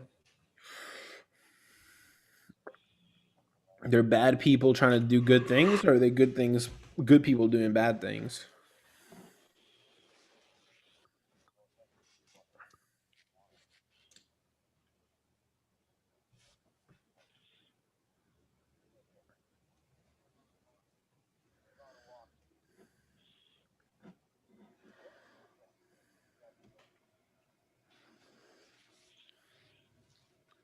Now we get Falcon and Zemo 101.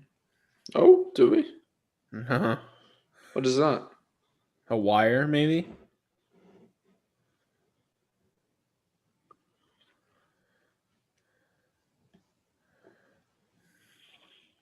He had a reason to be suspicious.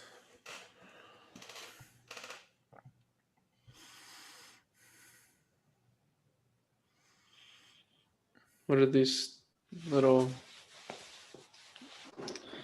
All right, there's one of two things. They're either little cameras or they're infinity stones. You decide.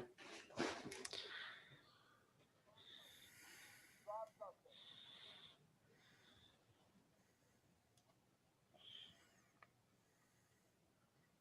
Might be bombs. That'd be pretty interesting too, but doubt it.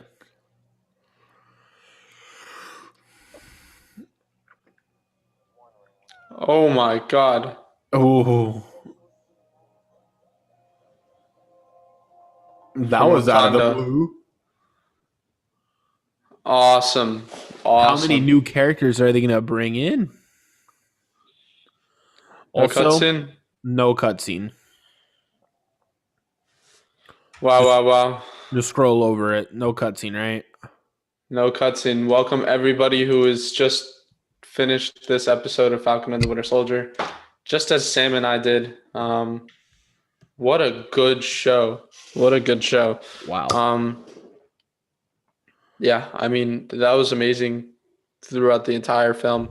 I call it a film, but it's a series. Film, bro. It's a film. We got to see the Power Broker. The Power Broker was watching graffitied on the wall. We got to see somebody. I'm not sure if that's the main. I think that's the one that T'Challa was set to marry in Black Panther.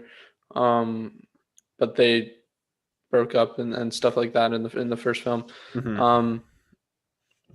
I'm curious to see what she's there for. We see it's for Zemo, but is it to avenge T'Chaka's death because he killed T'Chaka? Most definitely. If there has to be a clear cut path, it's that, right? Mm-hmm. Obviously in Wakanda, quite some time to talk about his past and the impact that he has had on Wakanda, inadvertently in a way. Obviously, it wasn't his intention to blow up the UN, but he was certainly involved in that one way or the other. But I don't know if it was ever said that he's the one that did it, or Zemo did it. Zemo did it to frame Bucky. To frame Bucky, right? And I mean, I'm sure that for a long time they probably still thought it was Bucky. And even when they find out it wasn't, I mean, Bucky helped Zemo rise to power. Not intentionally, Not obviously. Bucky, the Winter Soldier did. Yeah. They're really playing with the idea that they're one and the same, no matter how much Bucky wants to separate himself from that idea. That was wild. They introduced a lot in a very short period of time, and now there's even more. We were talking about it before the show. We're halfway through, and now there's even more plot threads they have to resolve. Yeah. Very quickly. I mean, we had that at the end with was that Okoye? I do not believe it was Okoye. Or was that Nakia? Probably Nakia. I think that was Nakia. I'm blanking right now on my Black Panther lore, but regardless, we have some Wakanda ties now in this show. We went to Madripoor, and there's a wild storyline there, and I don't think we're done with that yet. Obviously, we have Jon Walker and his buddy starting to go rogue. We heard of that. He was like, it doesn't matter if it's by the books. They're not going to ask us how the mission was done. And then, wow, that was a wild episode. Zemo coming through a little bit, but we know that he is also not going to play by the same moral code that our heroes are trying to go by. Really quick, it's late. I'm tired. I know you're tired, but What's your reaction to this? That was insane. This episode in general was incredible. It was incredible. And I am so confused as to what's going to happen next. And I know you Mhm. brought up a lot of things, but I'm so tied up on the power broker. Mhm. Um, who is this character? I mean, just stay tuned for theories coming up this week. Sam and I are going to be going crazy with all these theories that we're going to be posting on our YouTube channel and on TikTok. But man, the power broker is a serious threat. We see the flag smashers are scared of him. Not really, but Oh, they are though. yeah. You say not really, but Carly doesn't seem unfazed to the whole situation. We saw her kind of break down there at the end where, yeah, they got the goods, and she's like, we're fighting for our lives, don't you see? And then we're supposed to be sympathetic to her after she just lost. I mean, I'm assuming that's her mother. Yeah. Um, and then right after that, she just straight murders those two guys in an explosion. Yeah, so it's FIFA Bros 95 says here's here for. So thank you for joining us. We know Soups has an awesome show himself. See you guys. Thank you for joining us. We're just breaking down now post reaction. We were doing a pre-show. Now we're doing a post-show. That episode was wild. Let us know your thoughts in the chat. We'd love to hear what you guys saw and what your thoughts are, because that was wow. That was a wild episode.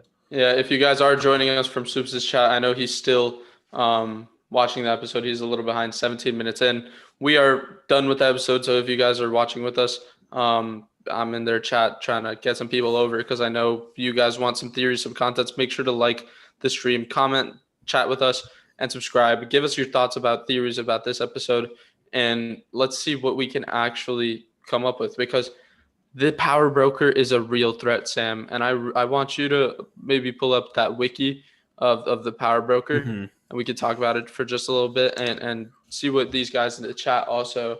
FIFA Bros. Yeah, it was an amazing episode. Don P say, uh, why did you self promote? I'm not self promoting. I'm just trying to get people engaged with something that if you have already finished it, you don't want to see somebody for another 15 minutes watch something you already watched. So we're talking about it right now. If you would like to consider joining our conversation and talking about it, we would really appreciate it. Don't self promote in other people's streams. I'm just talking about something that is going on that you guys could potentially be um, interested in. Not necessarily self promoting, trying to help people out who, 4 o'clock in the morning, want to hear some theories and go to sleep instead of watch the episode. Um, Sorry for saying your name wrong. It's a very complicated name. There's a P in the middle of it. But Sam, talk a little bit about the power broker. Yeah, so we got I pulled up the Marvel wiki, marvel.fandom.com. The power broker. It's a character. He's a businessman who has given superpowers to people in exchange of 70% of the earnings they make while using those abilities. He's given it to a bunch of different people. I'm trying to see if there's any specific individuals that we might be aware of already in the MCU that has happened. Lang was Yeah. a part of his story. I know we haven't really seen. There's a lot of Ant-Man stories with the Power Broker where she has she enlisted to become a supervillain to try to like be a double agent, kind of investigate that. Obviously, that's not the story we're gonna see here, but he's in the universe Earth 616 where pretty much everything else happens in Marvel. I was trying to think because there was the gate code, right, where they were talking in the military or in the prison. I was thinking Mm-hmm. maybe that's a reference to some Marvel comic. We Everything might is need a to, reference. The license plates, we might need to search all that stuff up. yeah. So Yeah, this guy, he's a businessman. Even on Marvel fandom, it says his identity is secret. So perhaps this will be a character we've already seen in the MCU. Hmm. Perhaps this will be a character we have not yet seen. Regardless, I think what they're doing here, if we're going to be fair, is they're trying to take some of the moral ambiguity away from the Flag Smashers, right? Because that's a group where you have to draw your own conclusions. Are they the good guys? Are you the bad guys? Yeah. But with the Power Broker, we could kind of all agree that everyone hates him, Yeah. right? Zemo, Falcon, Winter Soldier, Flag Smashers, the U.S. government, everyone's I against. don't know about Sharon. Sharon, there's some 50-50 there. Who was that girl that We don't Sharon got know. in the car with? First time we saw that. I don't think she's been in any movie. Yeah, No, she hasn't. that's what I'm saying. I don't think she has been. The Weird Snow said he thinks Zemo is controlling Bucky, and the girl at the end is from Civil War. Yeah, the girl from the end, not just Civil War. She was in Black Panther as well, and Infinity War and Endgame. She was in all those fights in the fight with Wakanda. But yeah, you think Zemo is gaining control? I don't think so. I think that Zemo's Bucky up. I don't. Zemo's like doing all these is up to things to something. make us, yeah, to make us like him, but he kills the guy that made the super soldier serum, so he can't replicate it. It's kind of going back to Captain America, the first Avenger, when what was it, Hydra killed the doctor who made the super soldier serum, so he can't replicate it. To give the Americans an upper edge in the war against the Red Skull. So this is kind of that vibe. Like he doesn't want any more super soldiers because he wants a world without heroes. But he's got two of them standing right next to him. So Well, again, only one of them is a hero in the way that he defined it, because I don't think he minds people like Sam who have a mission and are kind of like vigilantes on the fringe of hero, not hero. I think the ones he's really trying to eliminate are the Captain Americas, the soldiers, the flag smashers, the superhuman enhanced abilities kind of people, not the trained fighters like Sam Wilson, Falcon, right? That's how it kind of comes off, because he seems to have no problem with Sharon Carter. He doesn't want to get rid of her, right? Essentially, she has the same skill set that Falcon does, right? Except Falcon has awesome wings and Red Wing. But Zemo's up to something. It seems several times where he kind of strayed away from the group, right? When he first encountered Bucky, he seemed like he knew Bucky was coming. I don't know if maybe they just informed him and there's nothing else to it. But hold on, Sam. Everybody in the chat, thank you so much for joining us. If you are watching us and you are enjoying this content, please make sure to consider subscribing. We do live watch parties for every Falcon and the Winter Soldier episode. So if you are enjoying the content that Sam and I are giving you guys right now, and you are coming in from Soups' chat, we really appreciate you. Soups is an inspiration to our channel, really the reason why we started it. The Weird Snow, RIP Red Wing 100%. Thank you so much for being active in our chat. I really wanted to see more Red Wing action, especially with the first two episodes. Were kind of really, really cool with what he was able to do in the opening scene of the first episode.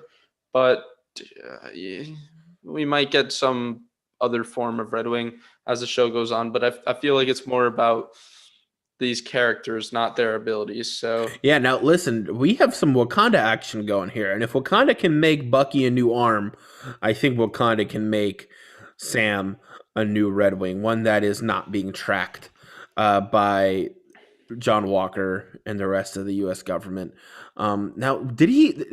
I might have missed it. Was Sam on the phone with Torres? yes, that was Torres. That was Torres, right?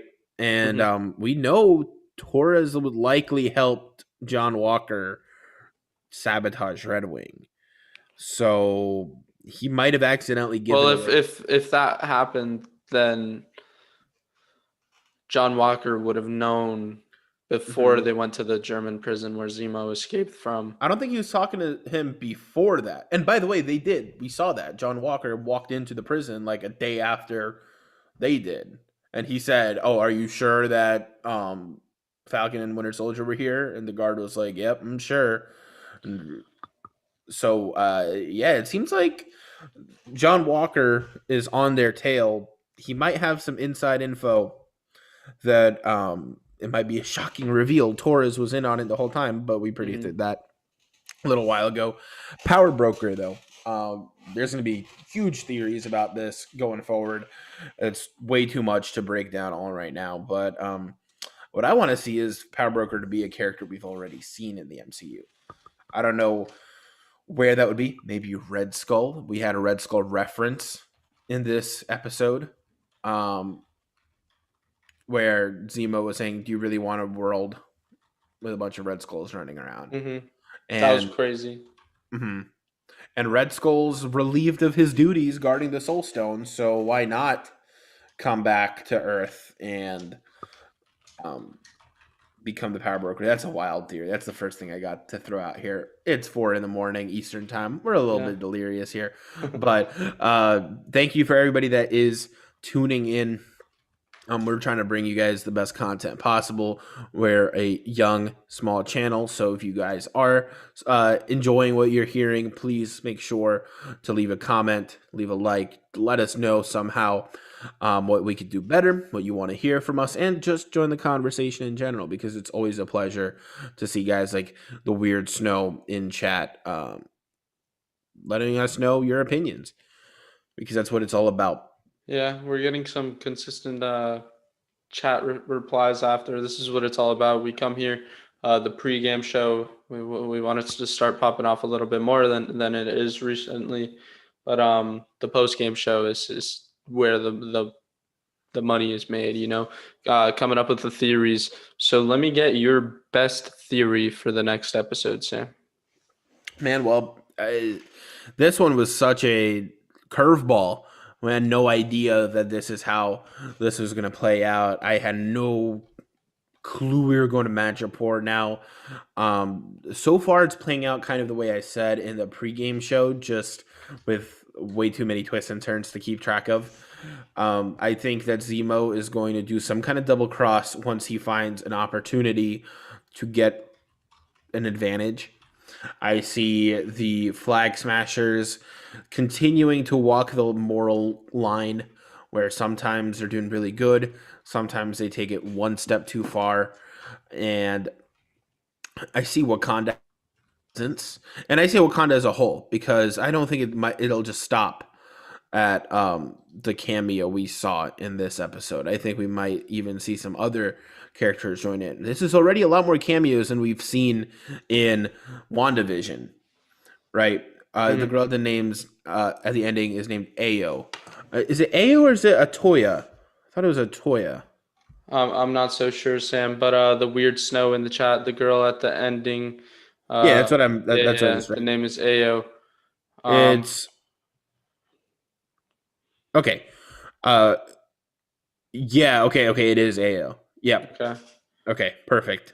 Just so we're all on the same page here. Yeah, the Weird Snow. We would appreciate it if you subscribed as well, so that we can chat with you next week as well for the next episode, and you can follow along with our content throughout the week.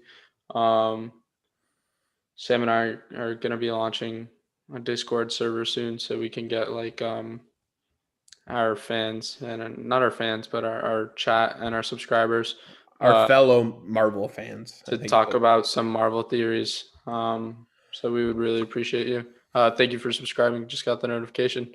Yeah. So there's so much that happened this episode, and there's infinitely many ways that we can break it down, but we are going to break it down for you throughout the entire week. Yeah, so make sure to stay tuned. Click that bell notification if you want to join us again next week for our live stream. But yeah, you got anything else to say? I mean, we got 4 people watching right now. No, I mean, I hope everyone enjoyed this episode. This one was a thrill ride through and through. We had some great action scenes. We had a lot of plot twists and turns, and I mean, I couldn't have asked for a better episode, honestly, but also a more confusing episode. So lots of theory fodder to go here. Definitely tune in as we try to break things down. We'll look into the comic book lore and figure things out. But if anyone was coming here from Soups's channel, I think he's right about to wrap up watching, and then he'll give his reactions. So we're gonna And wrap up here. and Soups, just letting you know, if you somehow stumble upon this, we're big fans of yours.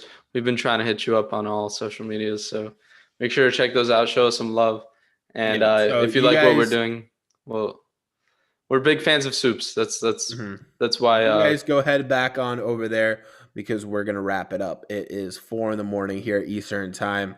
We're gonna go hit the hay. Hope you guys enjoyed the episode. Hope you enjoyed chatting with us tonight.